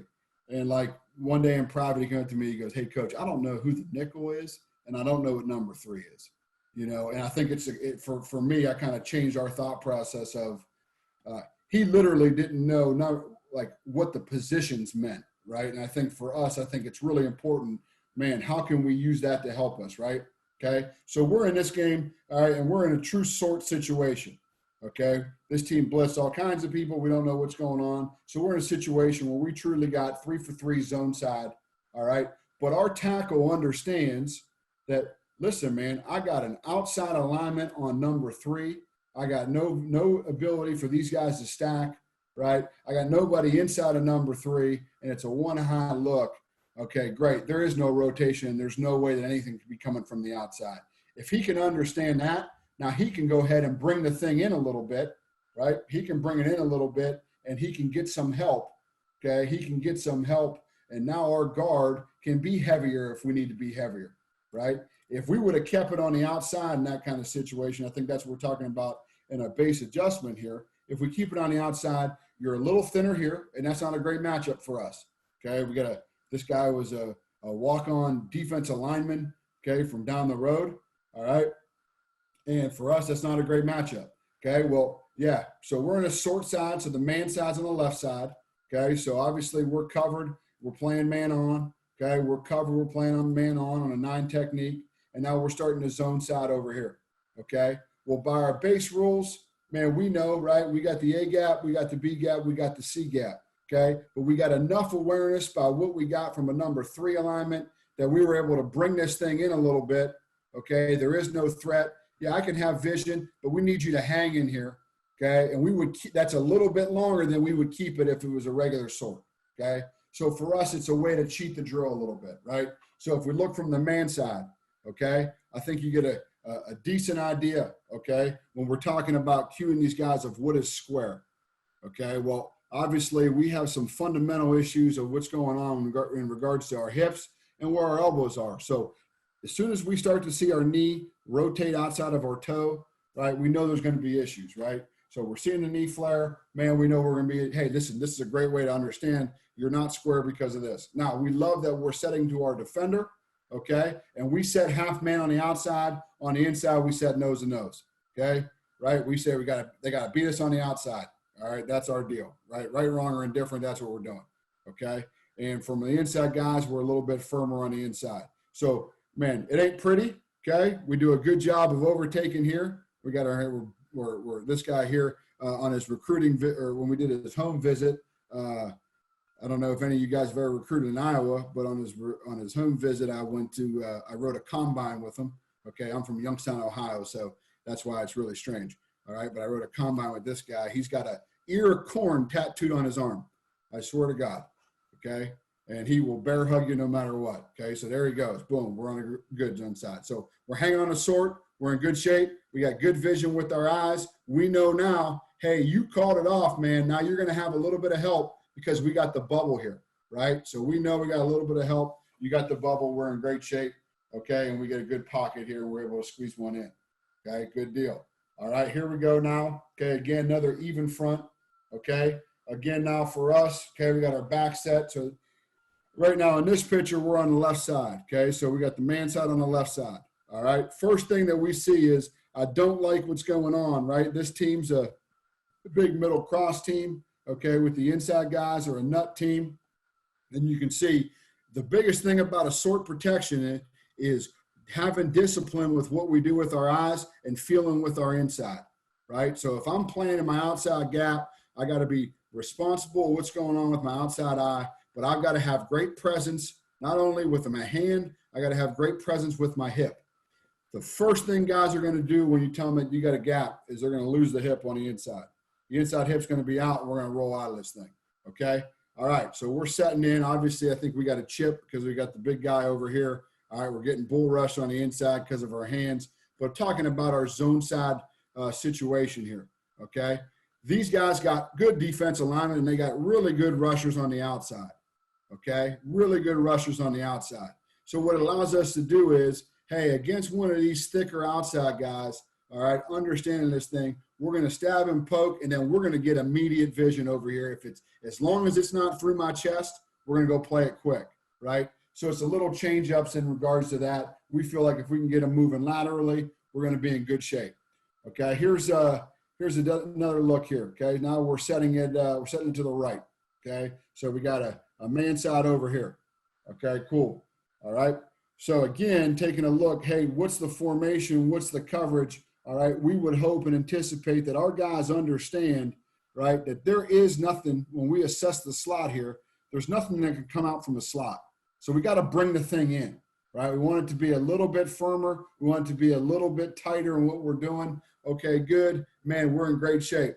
Who are we IDing as what we got on the zone side? All right, well, we've ID'd this now because we know nothing's coming from the outside. Great, so we should be able to be real firm in here, right? Understanding that, number one, okay, I think, and this is a really big deal, when you start on the zone side, all right, these guys having an understanding, I am the edge of this protection, right? It's just like inside zone, and our thought process is, if I'm running inside zone, I always care about the leverage of that linebacker, right? I always care about what happens if he can do that.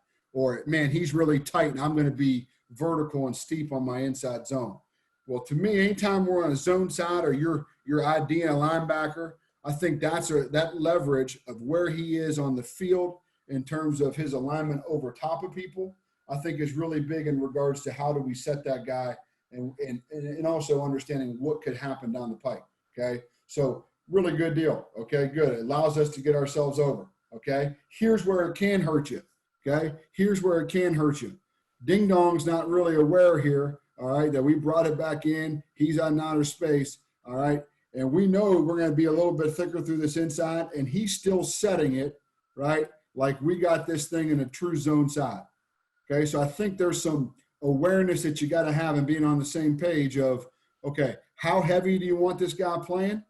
But we got to all be on the same page of understanding that, right? So it does give us an opportunity, right, to figure out in regards, and also sometimes it gives you a way to hide somebody. Not only can you hide somebody on the outside in regards to chipping, but I think it becomes easier to hide guys on the inside. Okay. We're doing a decent job of showing the penetrator and bumping the looper on this side over here. Okay. All right. Now we're back to 2x2, back in four. We're back in our 4-down deal here. We got a 4-1 box. Okay, good. All right. Now a little bit different. Okay. Now we're setting it here. Okay. We got 1 to 2 on the front side. All right. We got 1 to 2 on the front side. So all we got to understand at tailback, the only time that I got to get myself back over to the other side, right, would be, man, my number 1, okay, didn't come, and my number 2 rotated away. Okay. If I had number 2 on a rotation away, all right, whoever my number 2 ends up being, if my number 2 rotates away, that's when I got to come back in full scan. Okay. It's the same difference if I was set on the man side on this side. Okay. And my number 1, okay, would be here, right? And my 2 becomes either my safety or my corner. Okay. Well, if I had safety rotation all the way away, right, and my number 1 didn't come, I better get myself back over to the other side. Okay. So that's how we're thinking in regards to full scan. Okay. Cool. Everybody runs a version of it. Everybody's a little bit different. So here's the shot where, man, we got a really good player right here. Okay. We got a really good player right here. All right. Even though we got a heavy cinched up 3 technique, okay, you could almost feel how quick he's trying to get his ass out of here, right? We're really oversetting this as the center. We're asking him to take a step back off. We're really pushing himself over because we know that, man, we got an issue on 94. We got to get our asses over. And if we got to play on overlap, we're going to play on overlap, right? That's okay for us. We'll go do that. That's cool. Okay. But I do think that you get a good shot of, we're not the greatest players, we're not the greatest coaches of all time, but we try to be really uniform in what we look like at the front, at the snap of the football. Okay. Doing a good job trying to keep it as square as we can. Okay. Now, here's a shot. We get an odd look, right? Get an odd look to start. Okay. Get an odd look to start. Okay. All right. Here we go. Cool. So we got odd, odd, odd. All right. We're in a situation where the man side's on this side now, on the left side. Okay. So now we started our zone. Okay. So we got 4 for 4 on this side of it. Okay. 4 for 4 on this side. We're in great shape. I don't like how flat we are here, right? We're setting ourselves really flat in our zone side of this thing. Okay. But this was a team that blitzed the back primarily. So there's a lot more flashing across, right? A lot more flashing across as we're working. Okay. So pretty good. I like the overtake. I think we can hang with no threat to our gap, right? If I have vision, right? And the reason we want to take at least one set, okay, if I know that my next gap is uncovered, right, is because if I take one set, my next gap is uncovered, I can have great vision in a post, okay? If I had something inside or on a cinch, yeah, I got to be a little bit quicker, okay, and I got to take a little bit more depth, right, okay? So I want to make sure that we're all on the same page of it, but you can almost feel, I know I lost my hip by how his demeanor's going, right? As soon as you see the arms go out like they're flying airplanes, that's how you know they lost their hip right away because they're in a panic. I got to get back in it. How do I get back into it? So that's working on a zone side of an odd defense. Okay, great. Okay, that's another one, same kind of picture there. Okay, cool. Here's an odd stack deal, same kind of situation. Okay, now we're working, same deal. When we talk about leverages, okay, so again, the last time we talked about the leverage, it was the center starting the zone side. Okay, so if I'm starting the zone side and I'm the guard here, all right, well, man, this leverage is a lot different in an odd stack look. A stacked 0 look is a lot different than a regular odd look. Okay, well, that should dictate, right, the set of what we got going on with our center, and it should dictate the set we got going on here with our zone side guard, right? You have a bubble here at center, right? You got a bubble to the play side A gap, and we got a nose and a stacked backer. We're going to need to be thick through this thing here, all right? And we got to really make sure that we're not going to bail ourselves out. Now, from a right guard standpoint, right, this should be easy. I don't even know what I'm feeling for, okay? This should be easy. I still like that we're square. I still like that we're in great shape, all right? You can see he's trying to find an add-on. He should be over here right now helping, right? He should be over right now helping. And here's what you don't like, right? You don't like him to get in and then trying to vacate. Okay, it's no different in my mind when we start teaching anything about man zone or man and a backer's coming. When we're sorting and IDing to these guys, It's no different. Our biggest thing on inside zone when we teach it is first level first, second level second. We're no different in the passing game. And I think all of our issues come up with, man, it's a zone side, and I want to go chase my guy to that position. I want to go stop him at, man, no, you still got to block the first level first. They still got to run through your ass. And I think that's really important from our standpoint in regards to just some vernacular there. Okay. All right. But I think good shot here. Nice clean pocket, right. And good depth. You can see our quarterback, he takes his drop. He's always going to still take a little bit more, all right, than he needs to. Okay. Now we got an odd look. Okay. Got an odd look here. All right. We got everybody's getting these now. Okay. Now we got a blitz look. Okay, cool. So we're talking about a front side adjustment, right? Front side adjustment. So, and we talk in terms of known rushers, right? You talk in terms of known rushers or, man, this is a matchup problem. This is a true 3-4 team, okay? And they play the bigger guys on the overhang, all right? So for us, we're setting the man side on the right side here, okay? True 3-4 team. And, man, by percentages, by the stance, right? By maybe it's the alignment that week, whatever it is, we know this guy's going to come, right? We know he's coming. We're playing our odds, whatever it may be. Okay. Well, we don't want our tailback blocking their guy, right? We don't want to, number one, we want to get him out as much as we can.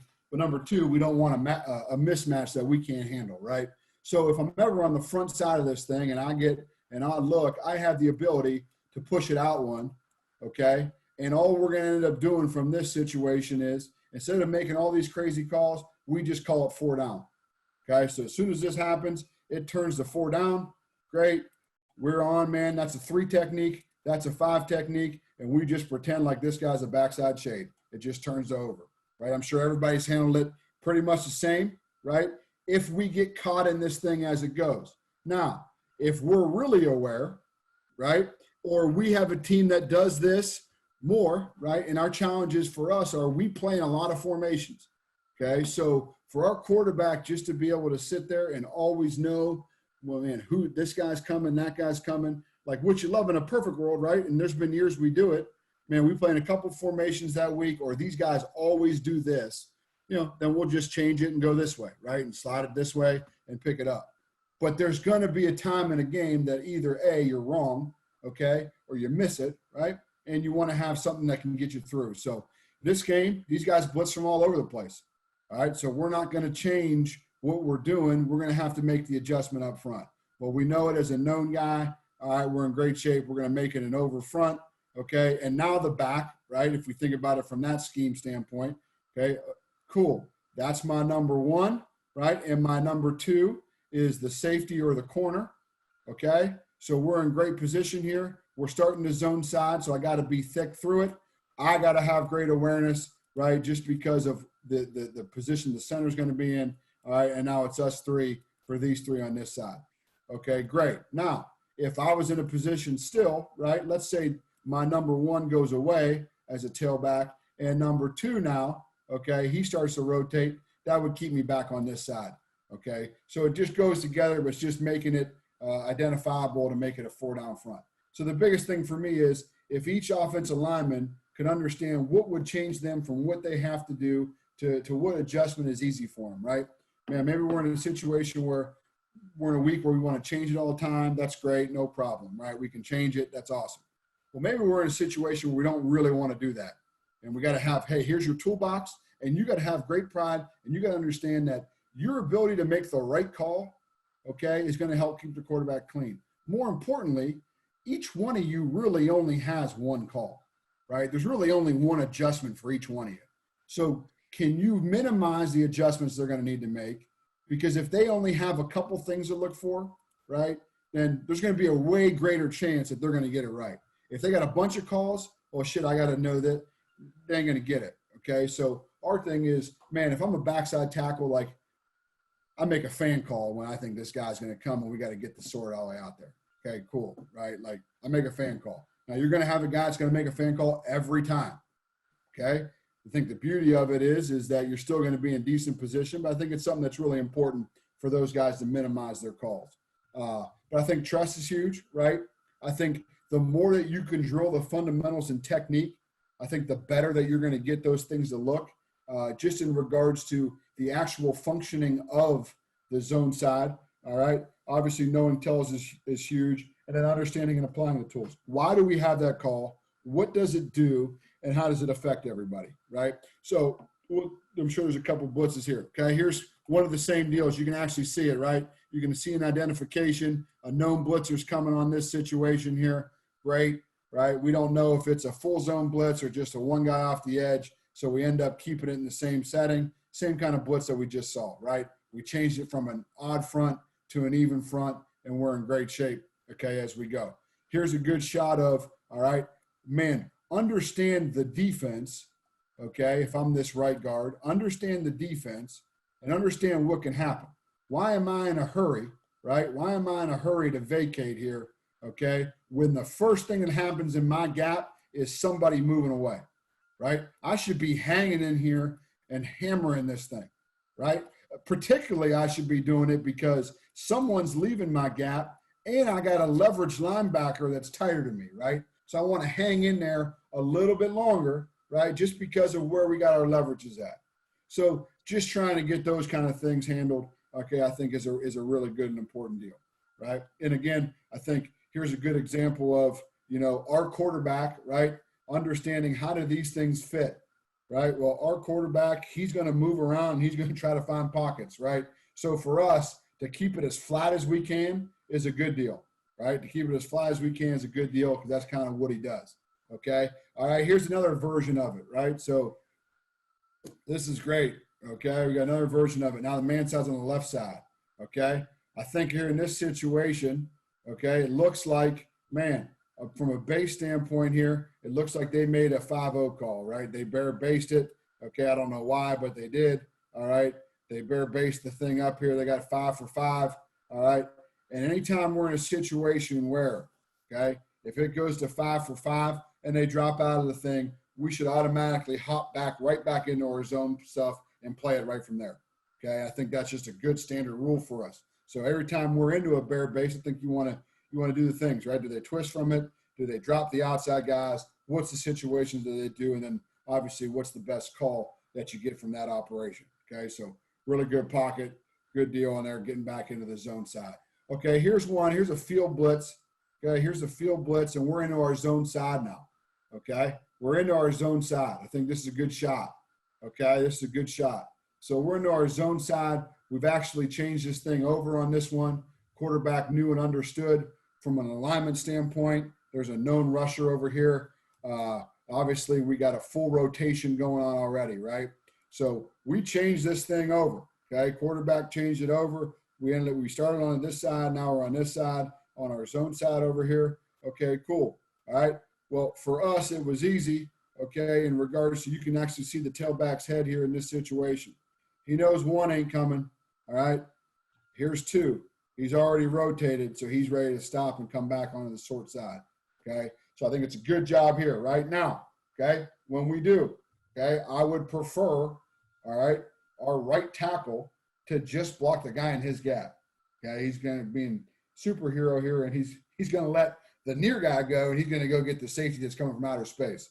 Okay, we don't really prefer that. That's what happens. Okay, cool. So we do a great job of getting this thing switched around here. Really bad technique by the running back. I told you I coached the running backs last year. Okay, that's on me. All right, really bad technique, but we get the thing sorted out, right? So again, hey, yeah, I got the A gap now. We know it's coming. I got the B gap. Nothing can cross my face, right? Anytime that we know there's an outside rusher, we make a fan. Nothing crosses my face in a 4-down situation. In an odd situation, since I got one more, I can let something cross my face, right? So a couple different ways to get that thing handled right there on that side, okay? Here's one from a man side, okay? So we obviously want, right? We obviously want to get the zone side over here to the right, okay? We don't get it, okay? We don't get it. We get too off an edge. We don't get it, okay? As a last kind of case scenario here, we do got a tie in that, man, if you set to the zone side and everybody's bailing out of there, right, we need you to pop back out and try to take something off, okay? So it's just a little safety deal, a safety net that we have built in, particularly with tempo. Okay, I think that makes a lot of sense. Okay, here it is. Here's a blitz into the man side. Obviously, we're doing a good job picking it up here. Okay. And I think this is just a great little things that, right, make good sense to us. If we're doing a good job of getting one vertical set off of the deal, we can feel loopers coming to us, which will help us squeeze, even though we've been cheating the drill and trying to get out to a good rusher as the days come through, right? To me, I still believe on the inside, as fast as we can get them with our hands, the better we're going to be. Okay, here's a middle blitz. Here's a look at a middle blitz. We got middle cross dog going on here, and we try to keep it pretty simple, right? If I'm the center, okay, and you're setting to your gap, right? You're setting to your gap. Our deal is just take somebody, right? Just get a guy and take him. Okay, first guy that you feel like you should take. If you start getting, in my opinion, if you start getting crazy on the semantics of, well, that guy's technically going out of the zone side, or he's going in, like, you just block somebody, man. Okay, you block somebody, and don't ever. The first thing they always want to do is they want to touch this guy. They want to touch him, and then they want to go off and block that guy. All right. If you touch two people, pardon me, you're an asshole. Don't touch two people. Just block one guy. Just take him, block him. Okay. So it's a good job by our back of tracing it. Okay. And then we're always taught, right, when we pump it out, we get a dropper, we're going to come back in and try to squeeze. Okay. So, I don't know. That's kind of all I got from my end of it. I don't know if that was beneficial for anybody. It's just a little bit of what we do in our thinking of it. And, we try to build all of our play action stuff kind of off at least those similar rules. So with that, if anybody got anything, I'd love to help. Hey, go ahead, Bobby. Tommy, I know you and I spent a long year together in Indy. How much 6-man pro are you guys doing where you're free release in the back and you're using the tight end as the 6 blocker? Are you doing any at all? Yeah, we've done quite a bit actually.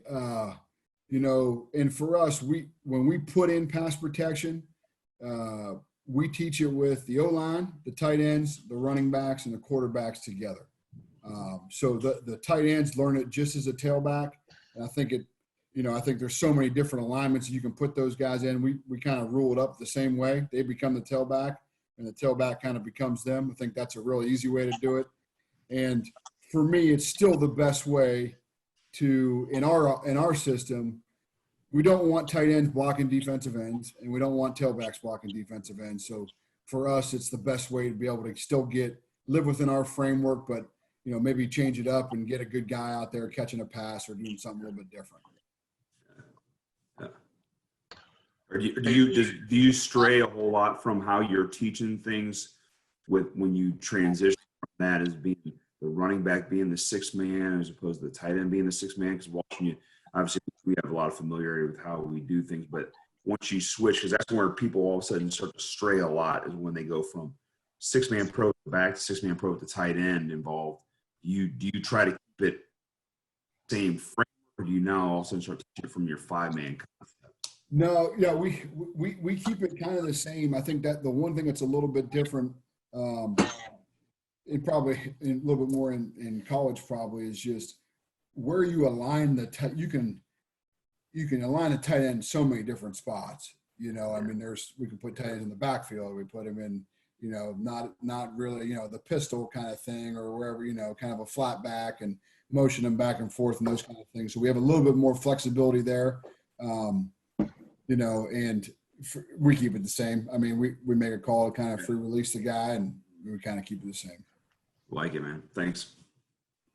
Hey, if I may, and this, Bobby, maybe you can help answer this, and I know, Alex, you can help answer this because you deal with it daily in practice. When you get read teams and you're setting and pass-wise,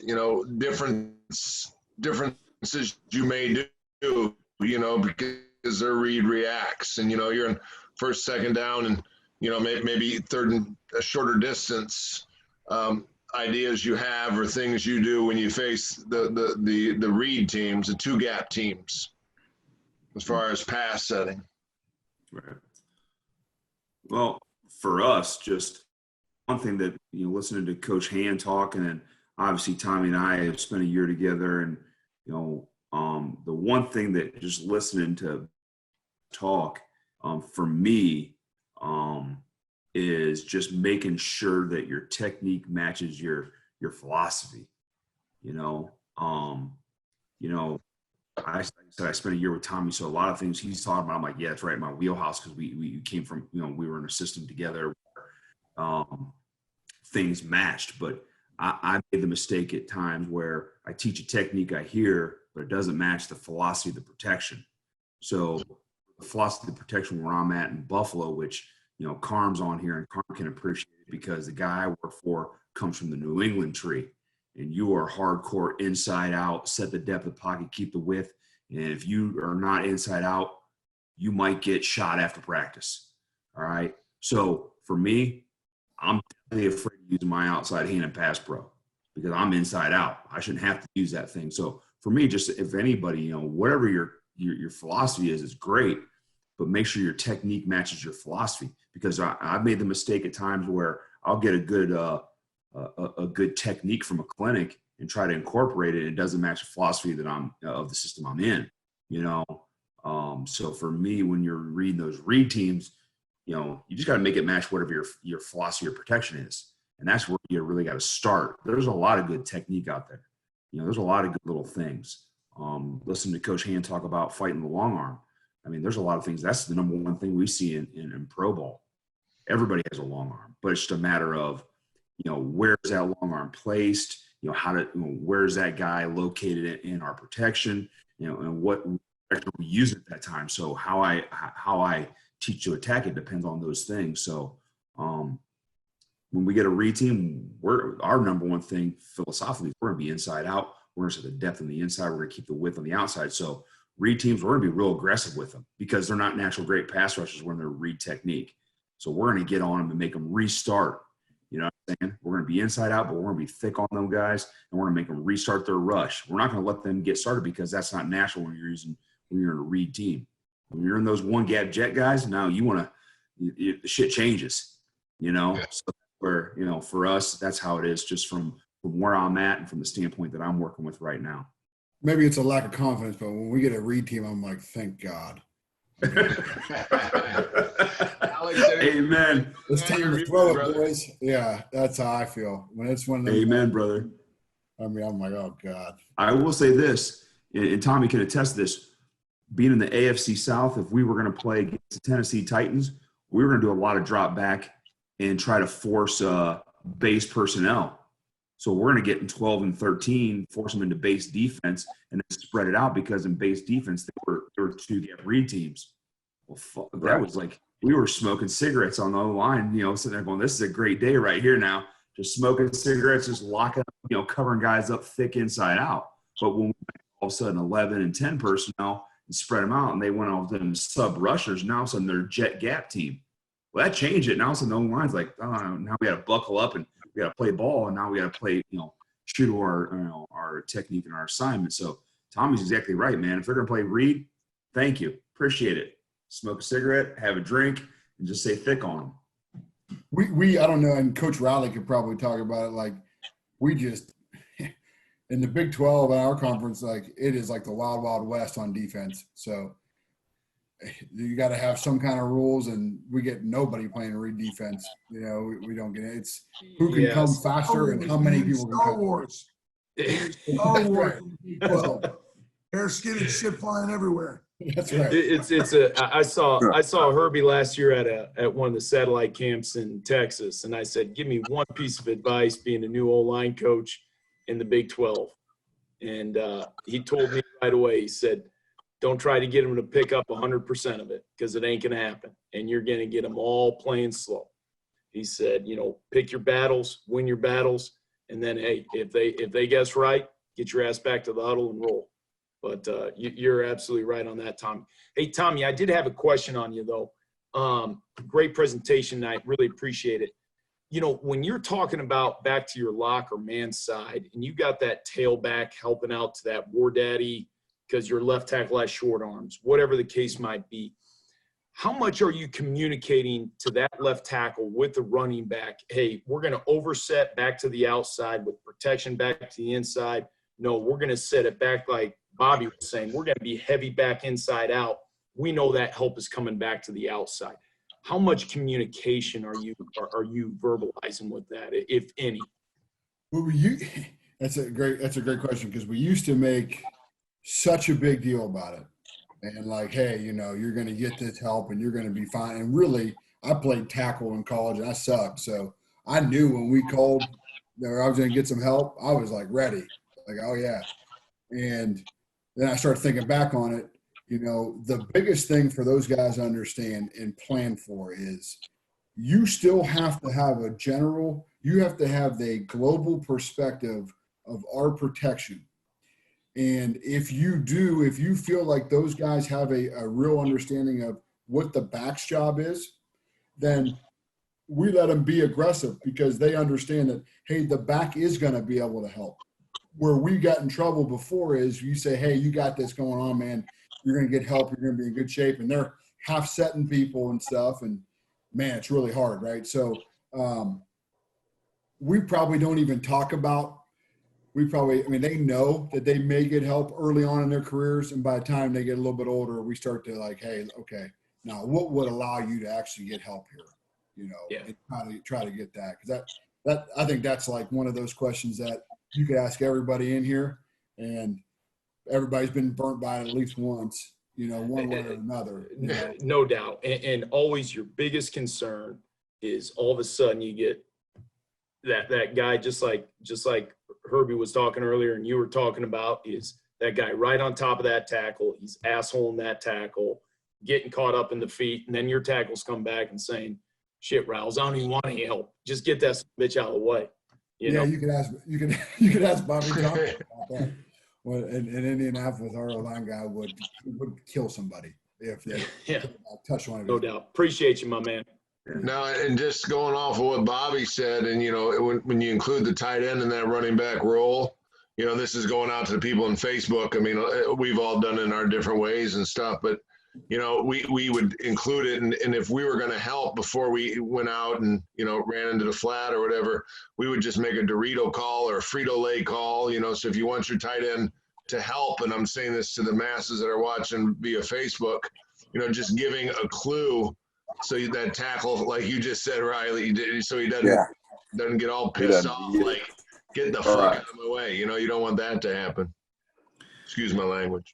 I'll add to that is like, Riley, and I haven't, met you or know you, but like, as the higher level we go, and when you get those war daddy pass rushers now, those guys study too, and they're looking to see where that help is coming from.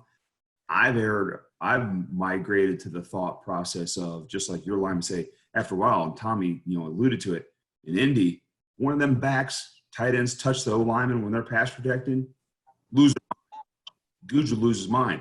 I'm the same way now, where sometimes just the threat of the help is enough.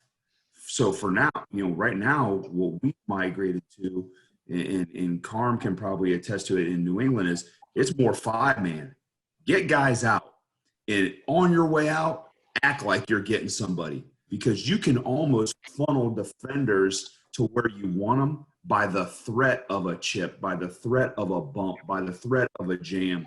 And we do that more now than we actually chip, jam, and a bump. Because I tell my guys this, just like Tommy talked about, those scarred senior tackles in college, you sit there and tell them they're getting help, and they learn after 5 years they're not really going to get it. I just sound like, hey, listen, don't count for it. Don't expect it. But if you can get the threat of it just by alignment or by body action, you can start to funnel defenders where you want them. And I tell my guys to set accordingly, but I'm still thick on the guys. I don't all of a sudden tell a guy, hey, set so heavy inside because the guy's going to get chipped to you. I'm still setting as if there's nobody there, but understand you're going to get the simulation of a chip or a bump. So understand that, hey, you might be able to get nose to nose with the guy. Or hey, stay heavy inside out because you're going to have a simulation, so the guy's going to get funneled to you. So now you can react accordingly, whether he comes to you or you have to go back out to him. That's where we've kind of migrated to, because these rushers at a high level, they don't want to get chipped. So they have that as Herb talked about, that second move. Okay, here's my move, but here comes a chip help. What's my second move to it? So we're expecting that as well. So that's kind of where we've migrated to. 5-man protections with the threats of chips or bumps or jams, if you want to call them, and we said accordingly. We'd rather not have help and get touched than say not get it. So that's kind of where we're at. You still communicate that, Coach Johnson? Yeah. Yeah. Like, just like, Kimmer, who said it, we do things like where our guys, running backs, as Tommy's coached them for a year. And I've always said, I told my wife, I said, if I ever have to coach skill players and you see me out there in white tennis shoes with black socks or dress shoes with athletic socks, come pull me off the field because it's time to end. If I got to coach a sweat man, Kristen will not allow that. I can. yeah, Kristen, my wife won't allow that. But point being is, running backs always make like a chips or a Fritos or a Doritos or some shit like that. And to be honest with you, we've got to the point where they'll say it, but they say that to let us know that they're simulating. So even if they're simulating, faking, whatever, they're going to give us a little word. Or in some of our protections, we've got it built in the call of, hey, you're going to get simulated help. So that's where it comes from, either by the protection or by the running backs communicating. The biggest thing I've learned is to communicate to the running backs what we're doing, so they can kind of fake times where they're not even involved, and we'll give them a signal saying, hey, we're going here, and they'll give a little body presence like they're doing something, but even though they know we've got that defender. Because it's the ultimate question too, Bobby. And it's you're sitting there and like Tommy's saying, okay, I'm checking my number one to the lock side, and then I'm going to safety rotation. Then I'm going to base myself off a fit of a lock side tackle. Mm-hmm. And we all love life. Herb was talking earlier about that long arm. Shit, there ain't none better than that long arm coming right in that tackle's chin. You're getting that thing uplifted, and then you get that chip. You're like, that son of a bitch ain't getting long arm anymore now. Right.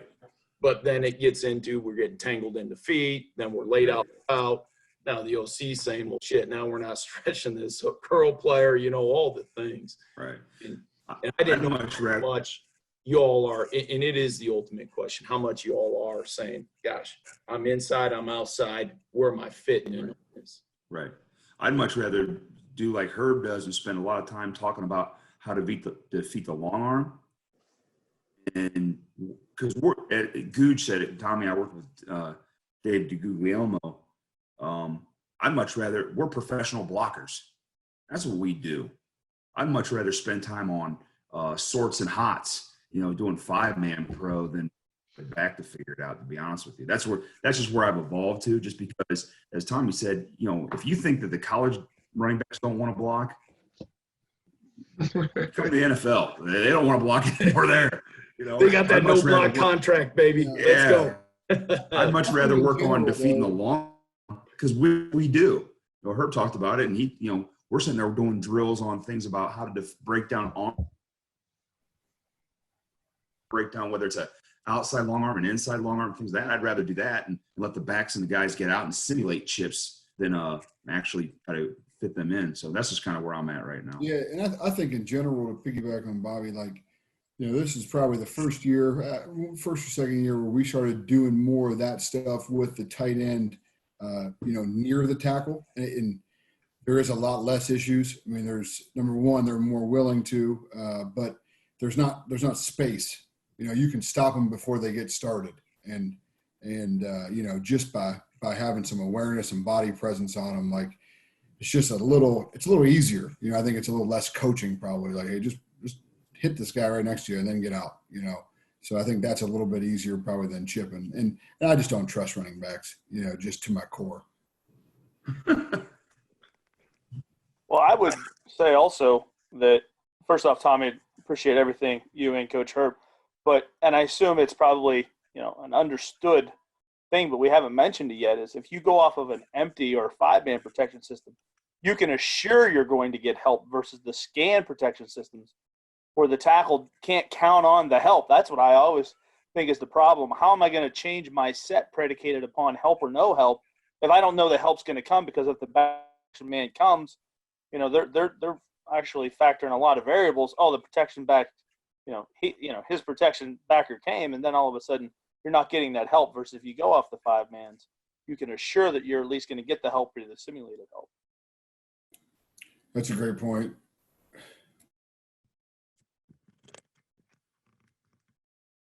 John Peterson, you alive? I think your screen froze.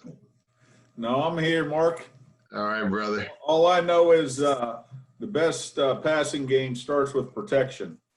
And this is great talk tonight. Glad you could be a part of it, brother. Man of many words as usual. Keep it simple. Anybody else got anything else before we turn it over to Harrison and let him send us off into a great Memorial Day weekend? And just once again, thanks to everybody here. I mean, you look at this panel, it's a hell of a panel. I mean, just great coaches, great people, great family men. And I appreciate, speaking for, myself, Duvendeck and Wooster, and Soldiers of Sidelines, just, anything anybody out there can do to give back and just thank those on this awesome weekend. I appreciate it to my core. So with that, I'll pass it over to Harrison. And guys, great seeing you. Our plan is to have another one in June, maybe 2. And God willing, we can see everybody on it. And hopefully we're back to a little bit more of normal. Dale, good seeing you. You look like you're a zombie there. There you go. You moved. First time I saw you move this whole thing. Good to see you, bro. My man. All right. Well, hey, everybody have a great weekend. Be safe. Take care of your families. And Harrison, I pass it to you, brother. Hey, States, real quick. Hey, if there's any way, there's a lot of guys on the panel. I'm recognizing faces that, obviously guys I've worked with in the past or known for a long time. If there's any way, being a moderator, if you could put together a cell phone list or something like that, so we could kind of link up. I know a couple guys I've messaged. Jacob over there in the corner, I coached him at the East West Shrine game. That's what he told me. He said you're his best coach ever. Yeah, so Mike Hallett and guys. Arthur Ray, I tried to recruit him and he told me no, so he can. That's what Jacob did. He went to go play at He told me to kick off. Yeah, shit like that. If you could exchange, kind of put out a list. Everybody good with that on the panel? If somebody's not, you guys all have my cell number. Just shoot me, just say, no, I'm not. Duvendeck and I were just talking about that along with Wooster earlier. That'd be awesome if we could put it together so we can all stay in contact and include some of the other guys that weren't able to make it this week, who were with us last week and the week before. Just don't give mine to Howlett. I think I already have it, so relax. Likewise. Appreciate it. All right, absolutely. And I'll pass it on to Harrison. Harrison, thank you for what you do. And Brady Nix, he's out there somewhere in this thing. And thank him for everything he does. And you guys are what we try to be. And I'll pass it on to you. Happy Memorial Day, everybody. Happy Memorial Day, guys. Yep. All I'm saying, let's all have a little cheers. Thank you, Coach Hand. Thank you, Coach Manning. Your presentations were incredible. I get to become a better football coach every single time I get on Ball N Brew. Coach Johnson, Bobby, you just talked your way into doing a presentation one of these next couple Ball N Brews, Coach. So I know you got a bottle of wine, Bobby. We'll take care of it. Hey, I got plenty over here. It's great stuff. And yeah, we're going into Memorial Day. Yeah, remember what this is all about. This is not just a party. We're celebrating all the sacrifices that our service members have done from the beginning of the inception of our country. Okay, this is a real big deal. And with that note, on Tuesday is the beginning of our first ever online certification seminar. We have 51 soldier coaches coming in to learn and try to become just like you guys. You guys are so inspirational. We have folks at every level, folks who have never coached before, folks who have served in the military and have been coaching high school football for like 10, 20 years, what have you. It's all about getting better, and our veterans are committed to becoming excellent coaches, and it starts on Tuesday. If anyone's watching, unfortunately, we're sold out. We're only taking 50 guys. We're already at 51. So it's going to be awesome. There's no Ball N Brew next week, but there will be the week after. And everybody that is watching, everyone that's a coach, if you want to support a vet, bring a guy into spring ball. And we'll only send you the best. Bring a guy into spring ball. Coach him up. Coaches coach coaches too, man. That's why we're here. Cheers, fellas. Hey, one more